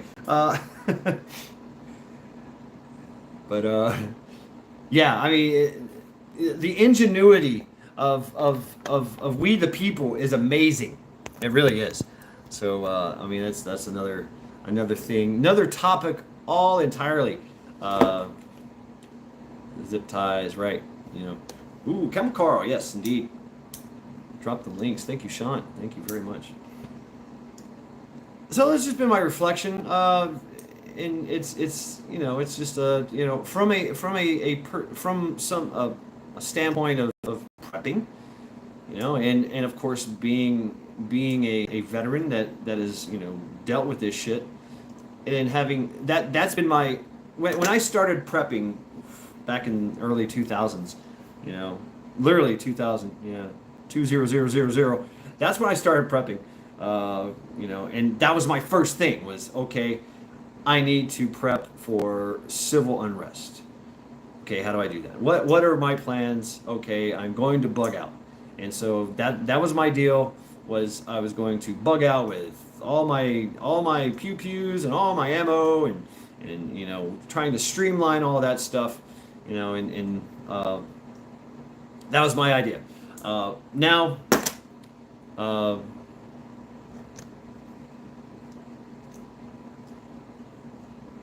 you know, now it's a little different. It's different. It's evolved. Now I'm thinking about, okay, if I have to stay, then I have to. Chances are I'm probably going to stick around during any kind of event. If it's bad enough and the situation in my community is bad enough, I will leave. It's just something I have to. I mean, I'm not going to stick around if it's a non-permissible environment where I live in my apartment. You know, they're going door to door, if the neighbors are going door to door, then um, then that's a little troubling, a little troublesome. Definitely. I mean, I have to, if I have to fight my neighbors and I have to fight, whatever threats are out there, then that's gonna be bad. Yeah, right, Sonia. Ireland is a totalitarian state. There is no hope coming from here. Uh, Trebuchets are illegal. I love me a trebuchet. I've always wanted to build one. Yeah, get medieval on that ass. And you know that there's something. I've been watching Funker 530 Tactical. He has a special of catapults and trebuchets that the Middle Easterns have been using and employing. They've built massive trebuchets out of junk that throw these improvised munitions that yep, left to one's own devices. Yes. In my defense, I was left unsupervised, so of course I built a trebuchet. And I started launching boulders into the golf course. Of course I did. I didn't mean to hit the water tower. The wind caught it. But yeah, I mean, they've been employing the trebuchet and the catapults for a long time, and they're pretty ingenious, man. And, hydraulic catapults, all kinds of crazy shit. The Abomination administration were said to have had high-tech ones made and sleek black finish and all. Let's see, I have some chocolate chip pattern desert camo Alice pack covers if you know anyone who might be interested. Okay. Thousands of years, that's right. Thousands of years. And cannons. Cannons are a very easy thing to make. Even back then, even the ammo was easy to make in cannons. Talk about siege warfare.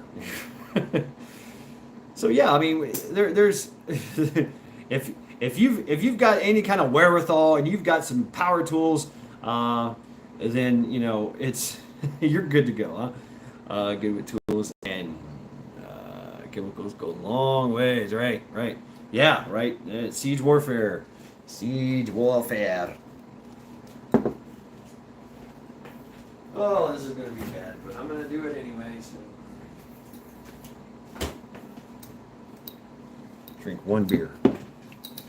Nasty, nasty one beer. So, if shift happens, and we have civil unrest, then the thing that's going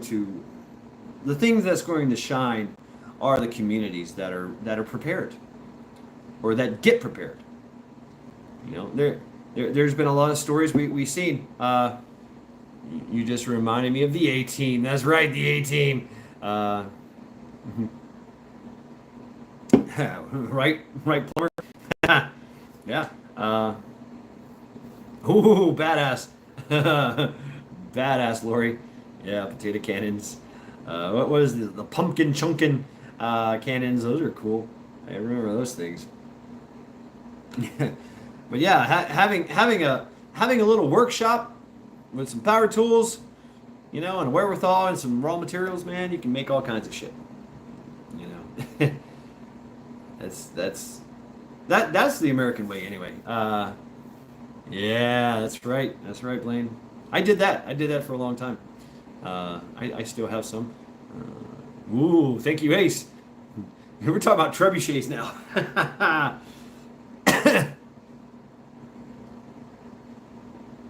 Oh, cool.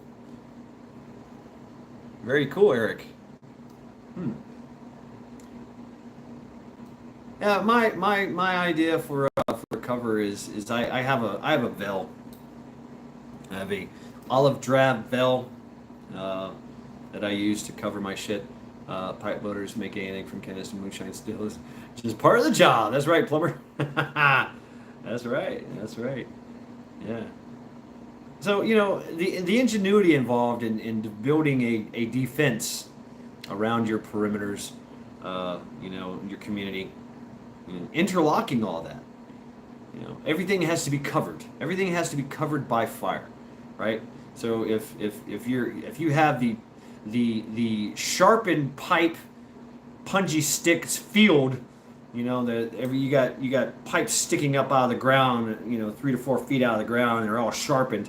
You got to be able to cover that by fire, and you have to have cover and concealment on your side so that you're not exposed.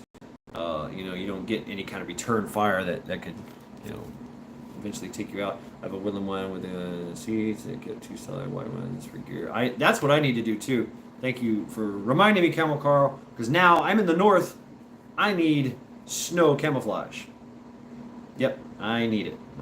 It's something I very briefly touched on in my training in the Marine Corps, with cold weather training. But now that I'm here, I'm going to need some bed sheets sewn up or something. I don't know. Do some white camouflage for me and my gear. I mean, if I'm to take a prone, ooh, hell yeah, plumber. Be careful about traps. Just saying, I ran into this problem because I was going to do. Yeah, right. I just don't like the consistency of the bed sheet. I hate a wet bed sheet. Hate it, and I hate that feeling. That it makes that abrasive feeling like literally nails on a chalkboard. I hate it. It pisses me off. But right, always green tarp. Yeah, green tarp. I have one in my car. I took it out of my bug out bag. It was just too big and bulky. I had a really big heavy duty one that I kept in my bag, my never coming back bag, or what I call my VOR bag, double VAR, VOR bag, and that was basically my hooch setup. But now I have the bivy sack, bivy sack sleeping system, and so I'm good. I don't really need a tarp. I can just mummify myself in this waterproof bag, and I'm good to go. But I also have trash bags as well. Trash bags, plastic. This is something light, just trying to trying to cut that weight, because ounces equal pain. That is true. That is very true. Ounces equal pain. So, here we go. Camel car, made myself a fishtail parka and pants, set out to a rare prototype white woodland Nyko developed for 10th Mount Reg. I have the full whites as well. Skis, magnesium snowshoes, too. I don't have snowshoes.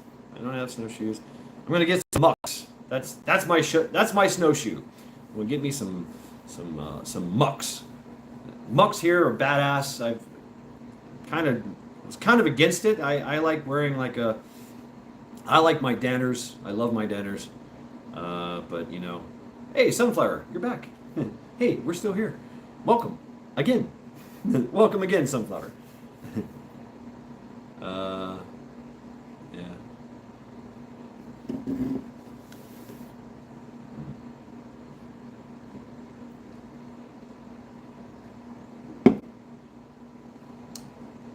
But here we are. Dirty bed sheets are great camouflage. Here we are once again, Really? You wear the mucks?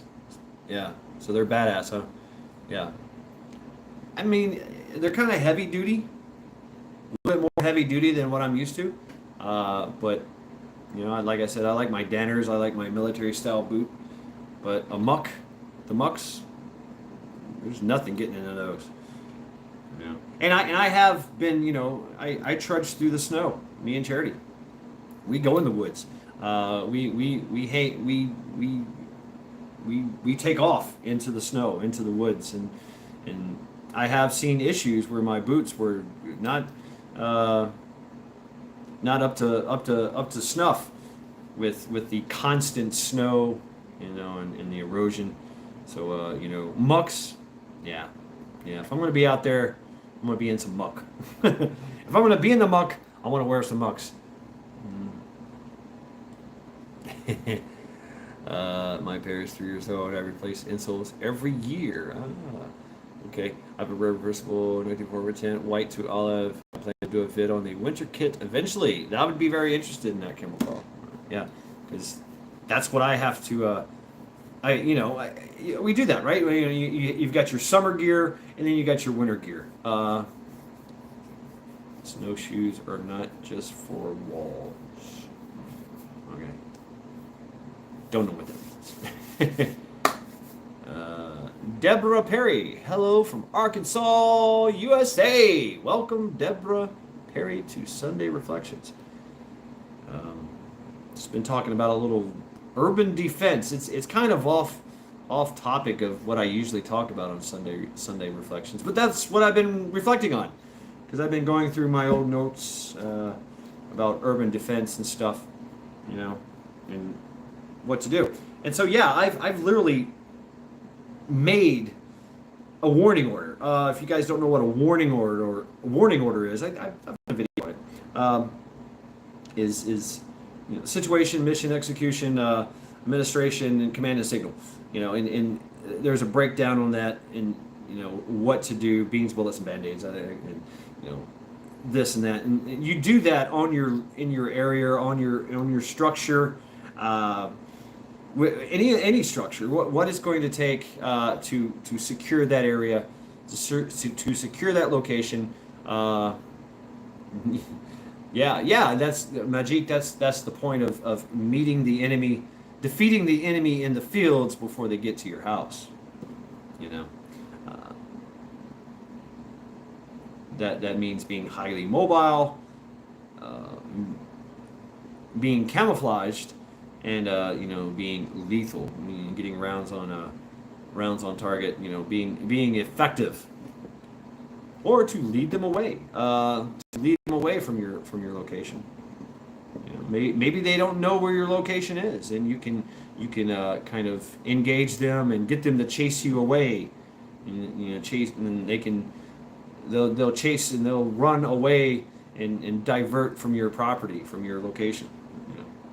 Area of operation, your command fort, whatever you want to call it. So for urban light winter, CDN mentally issue combat boots for short excursions, for heavier winter use, Baffins. This feels like a private bar. Yeah, plumber. Like cheers. Shad is so great to hang out. Gets your cerebral fluids flowing. Thank you, prepping plumber. That's my point. Is just thought-provoking stuff. Lethality and redirection is a great way to start. Yeah, and and you've got to have smarts for that. You got to be able to think. And not only have a plan and be able to think, but having to change that at any time. Having a plan, that's good, but all plans don't go the way as they're supposed to. There's always some kind of X factor involved, that changes everything. You got the intel that 30 marauders on motorcycles are coming your way, and then when you get there, be like water, my friend. Be like water, right? Right, bug out. But all of a sudden, boom! Now that you just hear, okay, it's 10 marauders, and they've got a fucking tank. Oh shit! And a helicopter. Well, that changes everything. Fuck. What do you do? Things to think about. Oh, now they have dogs. Things have changed. Things always change. Improvise, adapt, change, and overcome. That's right. Right, Sister Marie. But still kind of knowing that everybody in your community is going to have that same kind of template. There you go, Sean. There you go. Sticky bombing net. Yeah. We did some training with the Amtraks and some armored stuff. Um, and we were allowed to build any kind of obstruction that we wanted to build to halt their advances on the road and stuff. And well, we were training in a place where, you know, anywhere in the military that there's training in the field, you're gonna find thousands upon thousands of miles of comm wire, that old comm wire. It's really tough and thick, and we literally took old logs that we found, big fucking logs, tied them together and built this, like, you know, crazy fortification thing so that we could deny them entry, you know, to the area. And we sat back and watched, and literally the Amtrak came up, and we had built this thing, this crazy lattice of major fucking, basically telephone lines, telephone poles, and boom, boom, all this and that. You know, built this stuff. You know, it was a lot of hard work. And the Amtrak said, the guy popped out, looked at it, and said, "Go!" Ran right over it. Nothing ever happened. But we were like, hey, we planted grenades on that. But what's a grenade going to do to an armored vehicle? Not much. Not much, really. Right, Camel Carl. I like that. Yeah. My decon kit consists of Dawn's dish detergent and buckets of water and rags. Yeah. Water hose if need be. That's my decon kit. Oh shit, Ace!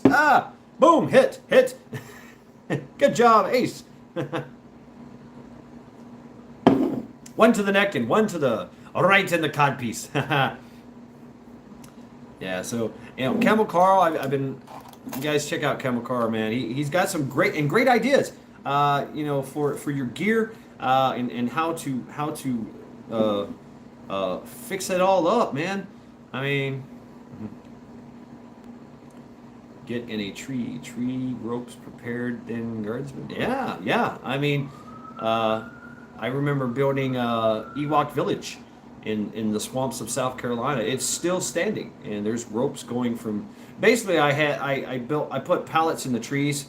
I used the deer spikes to climb the tree, to get up in there, and then when I got up in there, I ran a rope, you know, a good rope, and I pulled these pallets up into the trees. I nailed them into place and secured them, and then I ran rope from each pallet to each tree, and basically I made Ewok Village.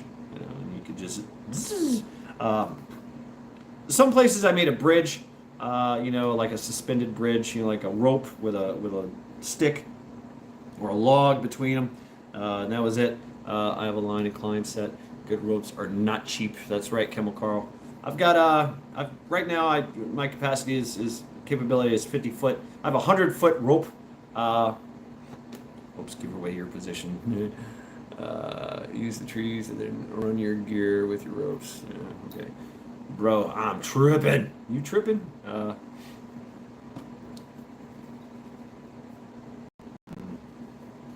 Ropes can be very, very helpful. Yeah, if you're worried about giving away your position, then you have to camouflage everything. That's another thing we did is we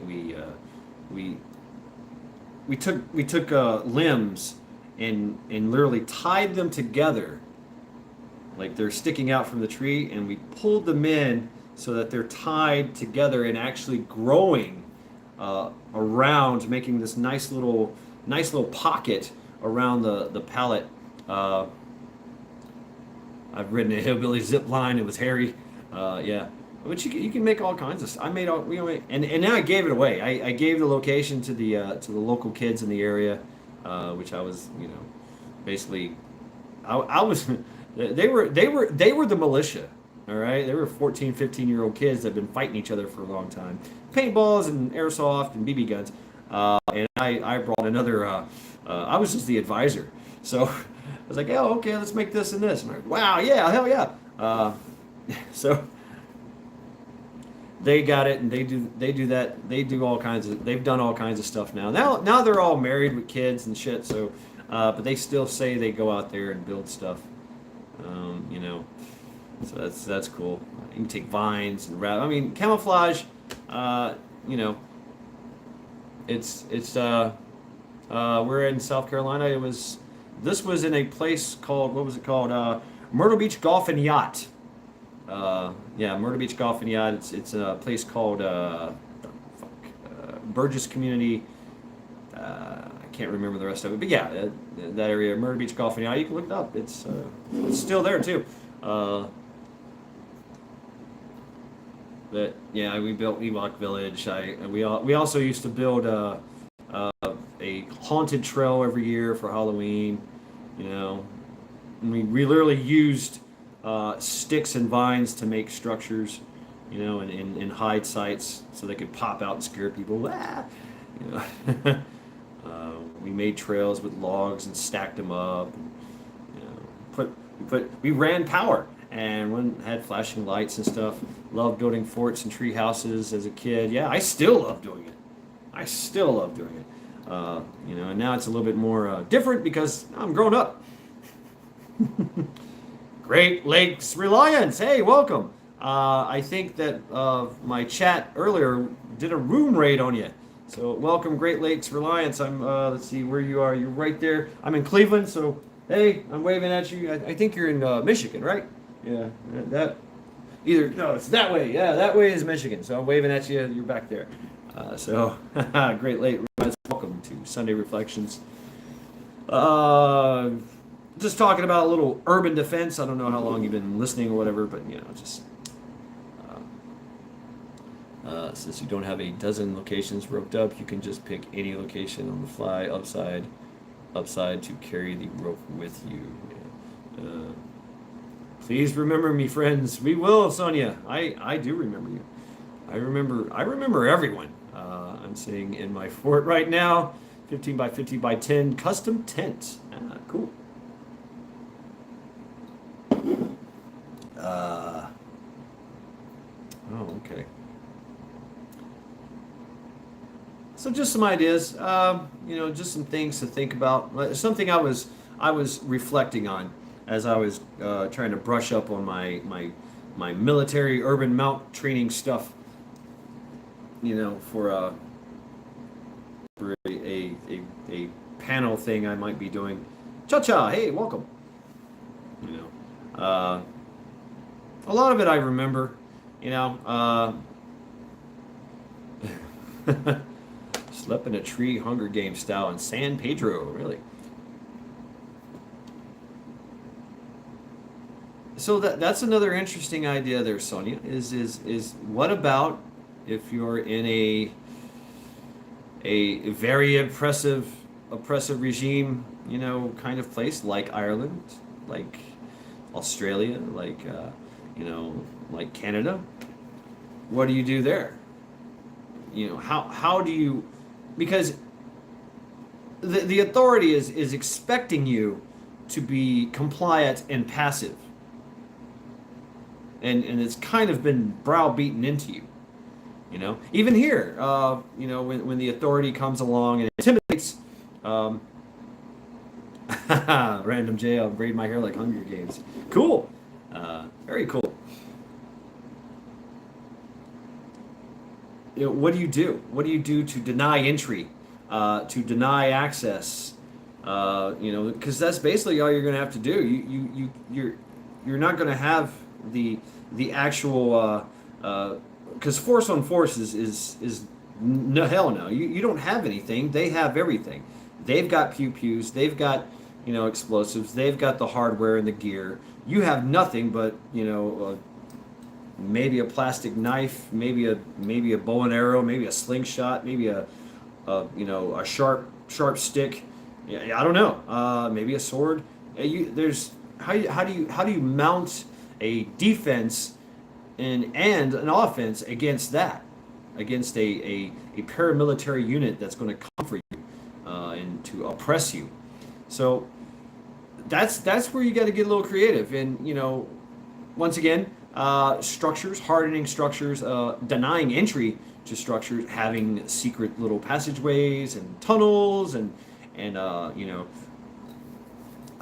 I remember a place in Charleston that they had a little rooftop run that you could run. I could literally run across Meeting Street, all the way up and down Meeting Street on one side, and that no one could see me as I did this, you know, which was really cool. I have a knife, if nothing else. That's one step ahead of me. Yeah, okay. Probably more people will meet their demise from sanitation and water issues and simple health issues than lack of meds or a bad tooth versus firefight. Yeah, see, yeah, Promer, that's bug out says the black market is underground, so are other. That's a good point. You know, you're going to while you're dealing with, you know, a security issue and trying to secure your area and your community, you're going to be dealing with that kind of stuff.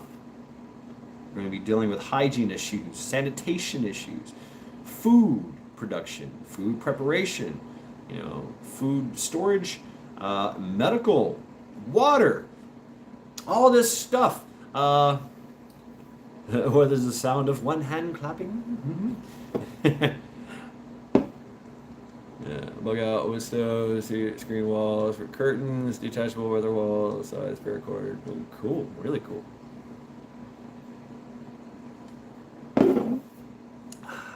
So I like to think about this stuff now, as opposed to then, when it happens. You know, having things. I mean, I write down things too. Write up a plan for your community, a plan for your building, your home, your apartment. You know, how are you going to barricade the doors and windows? How are you going to, you know, secure your little area? How are you going to turn your place into a vault? You know, to keep all your preps and all your gear in one place where nobody can get to it while you're gone. Do you have, if you're by yourself, you know, do you have people you can trust that are going to look after your stuff and provide security as well, you know, while you're out doing the things?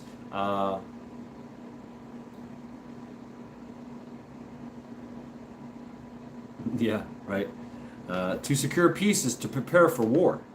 I've always remembered that, and that's a line from what Metallica. Yeah, war without end. So, you know, it's hard to travel 10 miles in a day to get a bug out with the red ass ant shit, with the red ass ant and shit. Ooh, yeah, yeah. It's yeah. You got to think about that. How long is it going to take you to move from place to place? You know, and I'm not talking about the roads. You can take that into consideration. But what if you had to walk with your backpack to your location, to your LPOP, and you had to be stealthy about it? Couldn't be seen because everybody's watching.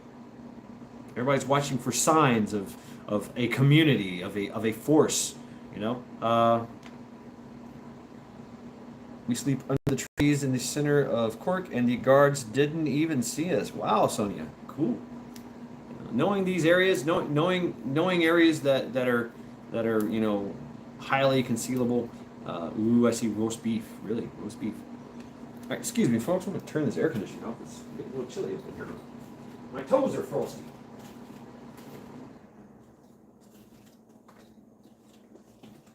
I need to start getting ready for winter. Winter is coming! And we all know it's going to be a doozy. Let's see, it's weather, harsh weathers, 5-foot snowfalls, high winds, ice storms. It's basically ratchet straps down with ballistic nylon webbing sewn into the seams, sailboat press grommets. Wow. I can go well on tents and gear. Yeah, cha-cha, yeah. And parabellum, all right. I will never bend the knee. I like to say I only take a knee when I'm taking aim. Or taking cover. So, you know, yeah. Yeah. Sheena, hey, welcome, welcome. Yeah, just talking about a little urban defense. Uh, yeah, we're gonna have a nice winter. I know we are, and it's September is coming, and then I predict that we're gonna have here in Cleveland, we're gonna have snow in like October. Boom, it's gonna come. Just bam, here you go. Here's snow. It's gonna be here till March. Don't worry. Just settle in. Really, Sheena, badass. September is my birthday. Ooh, happy future birthday to you. Oh yeah, folks, drop your links, drop your links, drop your links. Shameless plugs for everyone. At least we forget, you know. And I'll just end it here, with the reflections, and we can just sit around and talk shit. And plus, I want another cigarette. So, I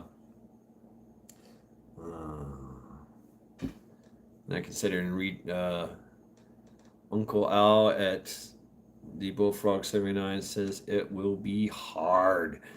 See, Random JL, yes, I watched Red many ways. A movable one is best overall. Long-term fertilizer. Da-dum. Yeah, I've been watching the animals in Florida. Winter will be coming early. Okay. See, Random JL, black cisterns for shower water. DC pumped through carbon filters so we don't get skin infections or stuff. Wow. I mean, Neil McCoy take a knee my ass. Ace Maduro. Neil McCoy, take a knee my ass. A knee to the ass hurts too. Ooh, God. That hurts. You drop somebody with that. But you gotta be careful with that the bone. If you get that knee in that bone, it will hurt your knee. Just saying. But a good way to hold somebody down too, to pin them as well. Boom, Sister Marie dropping a link. Yeah, everybody drop your links, man. Drop your links. Shameless plugs for everyone. Exactly. Right, Guardsman? That's right. Who am I shooting? The only time to take a good kneel. Good kneeling position. The leaves on the back poplar are already dying. Yeah, Chinook. And I'm still waiting. I've noticed that, because I walk through nature, and I take notice of things that are growing. My wild apples. I have some wild apples and some wild grapes, and they have not. Matter of fact, my crab apples, 2 crab apple trees, have not. They're not ripe yet. One is almost there, and the other one is like itty bitty. I don't even know. It's going to be a late harvest, it seems. But it is getting chillier. I've looked at there's no longer going to be any more 80 degree days here. They're all going to be in the 70s. So it's starting to happen. Change. I still got this freaking knife in my hair.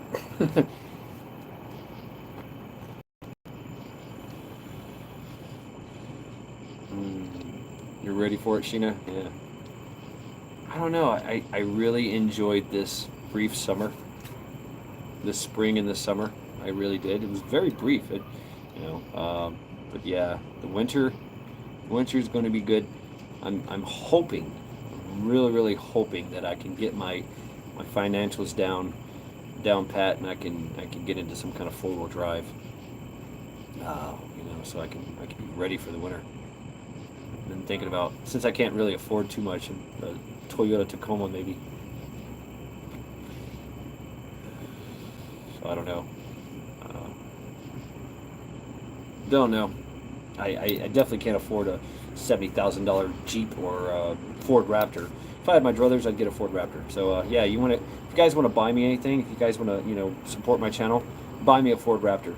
They're only like $100,000 the one I want. So yeah, please feel free.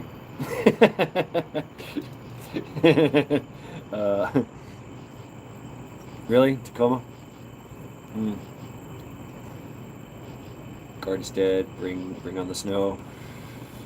Yeah, bug out. I love the Raptor. I really do. Fucking the Baja one, badass.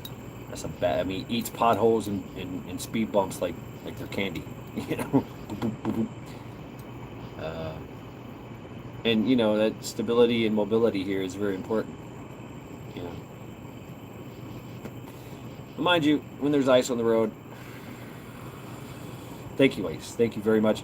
Uh, the new Rangers. The new Rangers. The Tacoma. Mm. There's a guy that's selling a Tacoma here, but it's in bad shape. Uh, Underneath of it is all rusted out. It's used, of course, but here that's the biggest problem is there's so much salt. They salt everything. We have one of the biggest salt mines around here. It's called the Cargill Salt Mines. You know, Billions of tons of salt, raw, that they mine right out of underneath Lake Erie and all the other lakes. This thing goes into Canada, it goes into Michigan, New York, all under the lakes, and they just throw this salt everywhere. And right. I don't want to go. That's the idea, Sheena. Is I don't want to go into debt here. I don't like debt. I don't like owing. I don't like owing things. Going crazy. Yo, what's up? Welcome, Sunday Reflections. We were just talking about some urban defense. And now we're just chilling. You never let your buddy borrow your truck or your wife. They will always throw a rod in it. No shit. well, we are still alive. That's right, Sonia. We're still alive, and we still have an obligation. You know, that's how I look at it.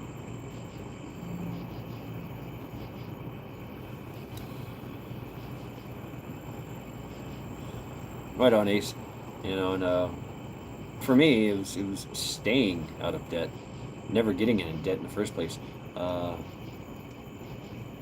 right on, Carl. Debt free, debt free. Yes, I'm relatively debt free. There's one loan. It's a very very small loan. It's going to take me 4 years to pay off, and literally it's $37 a month. And I'm like, I don't miss it. I don't care. I'm always going to have the money for it. I have very low overhead. Uh, I don't owe any kind of money. As Papillion said, I'm still here. Who's Papillion? But yeah, all my life I knew to live in debt free. The whole live within your means kind of thing. Yeah. I seen the pitfalls of the American dream as oh, you need to go ahead and just buy a house, buy a car, and go ahead and get into debt. Owe hundreds of thousands of dollars, and yeah, you'll have a great life. Really? Yeah. Is that right, Uncle Lane? Is that why you've had 5 heart attacks already? I'm just asking for a friend. So, yeah, I've heard all this, and watched throughout the years as people were, buying homes and cars and then losing them. You know, Papillon. That's another good one too, Sheena. Uh, just live in a house where you can smoke. That's a really good one, man. Is keeping your health. What is more important, your health or your wealth? Health. I mean, in my opinion, health. Uh, right, Carl. And I did, when I got out of the Marine Corps, I went ahead and got that's when the cell phones were coming out and everything. And I got the cell phone, and I bought all the necessary, bullshit, that comes with it, all the bells and whistles. And I went into debt, and they tried to collect on me. And it was just a very bad taste in my mouth. So that told it for me. I was like, nailed it for me. I was like, I'm never going into debt. My car that I bought back in 2012, I paid cash for, brand spanking new. It had 12 miles on it. uh, Going crazy, yeah. I've been seeing them here. We have bees. The bees are well. The bees are still doing their thing. But we are in a grand solar minimum. And this is actually something I know a little bit about. The grand solar minimum, and there is a bit of just enough diminished sunlight that it is affecting the bees. That there is a mite that is allowed to grow inside their head and make them crazy, and that's the whole idea behind the bees going missing.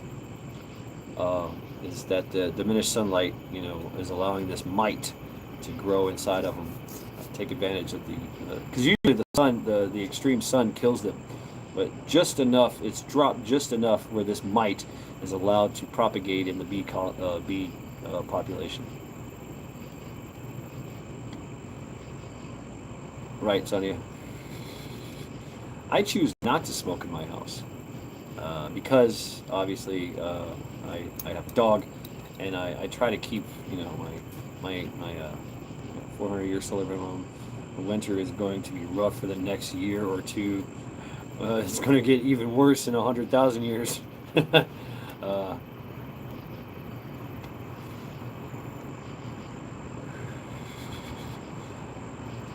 Yeah, check it out. Check it out. I mean, it's a cycle that we go through. It is. It's the way it works. And even the cycle is not set in stone. The idea of stone being permanent is there's still impermanence. Impermanence is the only thing that you can count on. Everything changes. Nothing ever stays the same. Even rocks wear down. Even stones can be eroded.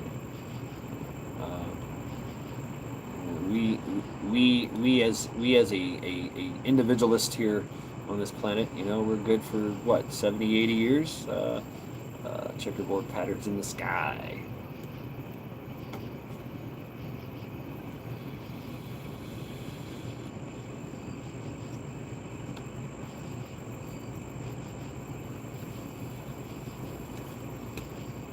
So, folks, yeah, it's getting close to my bedtime.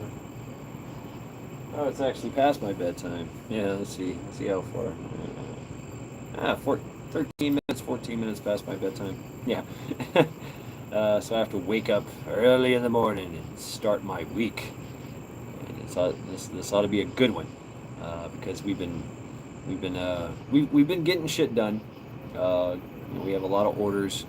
But now we have major. We haven't even touched on the big orders. We have Vietnam, Australia, Dubai, all these big Mexico. And we're selling a lot of products to Mexico too, and so we haven't even touched on them. But we've gotten the little things out of the way that've been piling up, the little orders that've been piling up. And I say little, I'm talking about thousands of gallons of product to be shipped, to be made, packaged, and shipped away, to some foreign location. So now we can set our sights on the big stuff. Awesome show. Thank you, Bullfrog. Thank you very much. Let's see. The reality of it is the cards are stacked against us, common peasants. Oh, Plumber, they always are. They always are. Life is not fair. It's really not. You thought I left already, huh? Life is not fair. In the scope of the universe, no one cares. No lives matter. But everything is out to get us. So we have to we have to work harder. We have to be smarter. That's the only way that we survive and we thrive, right? And then whatever come what may, then we deal with it, in our capacity. Whether it be we endure the suffering, or we put an end to the suffering. It's usually, in my opinion, it's usually best to end the suffering. Stop doing the things that cause you suffering. And if on a broader spectrum that we do that in this country, then we will be better off for it, you know. And yeah, that's the thing, you know. So, yeah. Anyway, I'm gonna call it. Folks. This has been Mad Shad Sunday Reflections.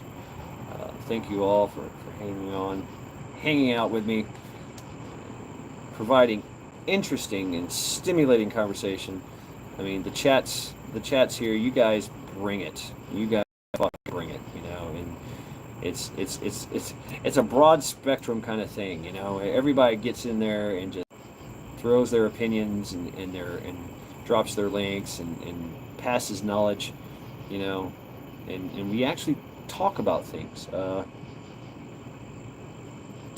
What the fuck? Are you scared of the event of the evil tobacco? No, not really.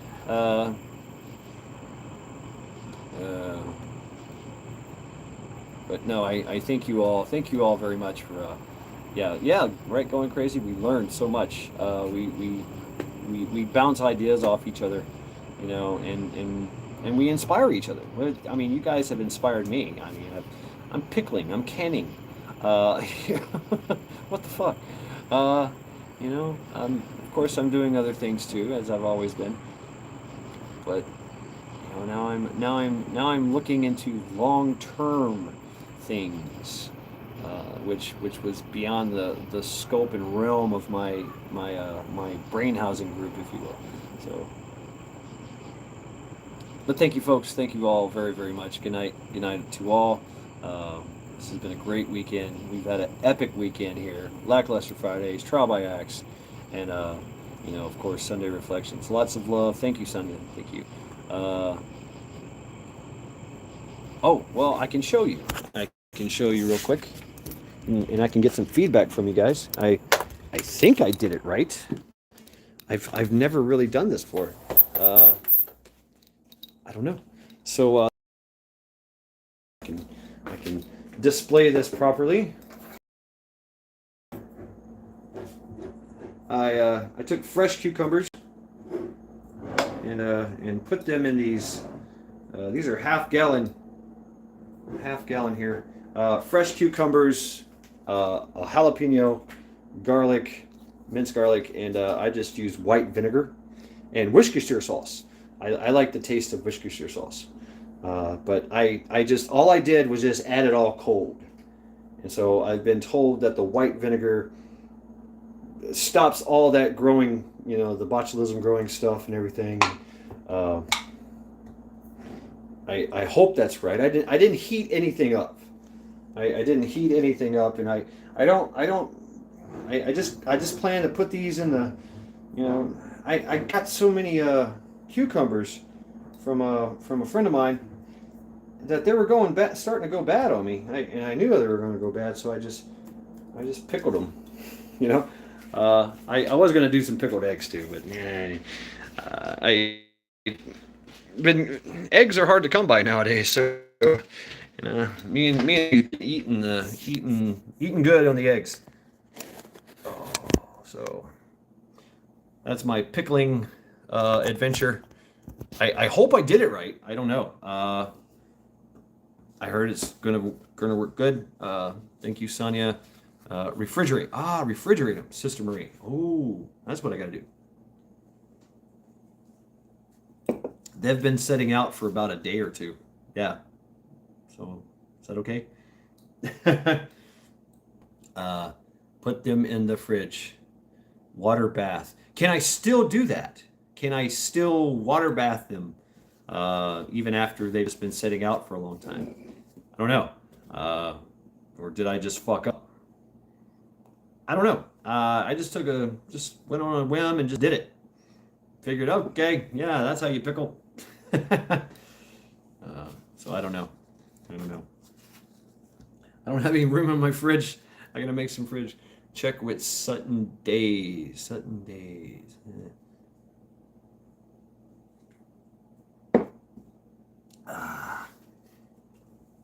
But I doubt they're gonna fridge them. Everybody's saying fridge them. Okay. Very well. I will put them in the fridge. Definitely. And I turned my fridge up. I noticed my fridge was kind of you know, warm. So yeah. Anyway, yeah, I've been on here for 2 hours and 30 minutes. I guess you could water bath them still. Okay. All right. I was wondering if I could put them in my canner and can I can white vinegar like that? Is that okay? It's not going to explode on me, is it? If I put it in the canner, I need to read my book. I mean, that way I know everything is dead. Turned down. Okay. Sutton Days. There we go. I know who Sutton Days is. I don't think I'm sub to her or anything, but yeah. Anyway, this has been Mad Shad, encouraging you all to continue to train, continue to prep, to continue to think, and you know, make a plan. Make a plan. Now is the planning phase. Now is the planning phase to all of it. Love to all. Thank you, Sonia. Thank you, Sean. Thank you, Blaine. Thank you, Majik. Thank you, Ace. Thank you, Jean Lynn. Thank you, Sheena. Thank you, Sister Marie. Thank you, Lori. Thank you, Joe. Thank you, Cha Cha. Thank you, Going Crazy. Thank you all. Thank you all for hanging out with me. Good night, all. Stay safe and have a good week. Yes. Let's see. Shed, you can use a All-American counter as a water bath too if you want. Oh, thank you, Sean. Yeah, because that's what I got. I got the water bath, the All-American. You know, so yeah, I should look into that, huh? Monty, great live as usual. Thank you, Monty. Thank you, Eric. Good night, everyone. Take care. Yes. All right. Thank you, folks. Thank you very much. It's been great. It's been great, and I hope you all have a great week ahead of you, and get shit done. Get shit done. So this has been Mad Shad. Take care.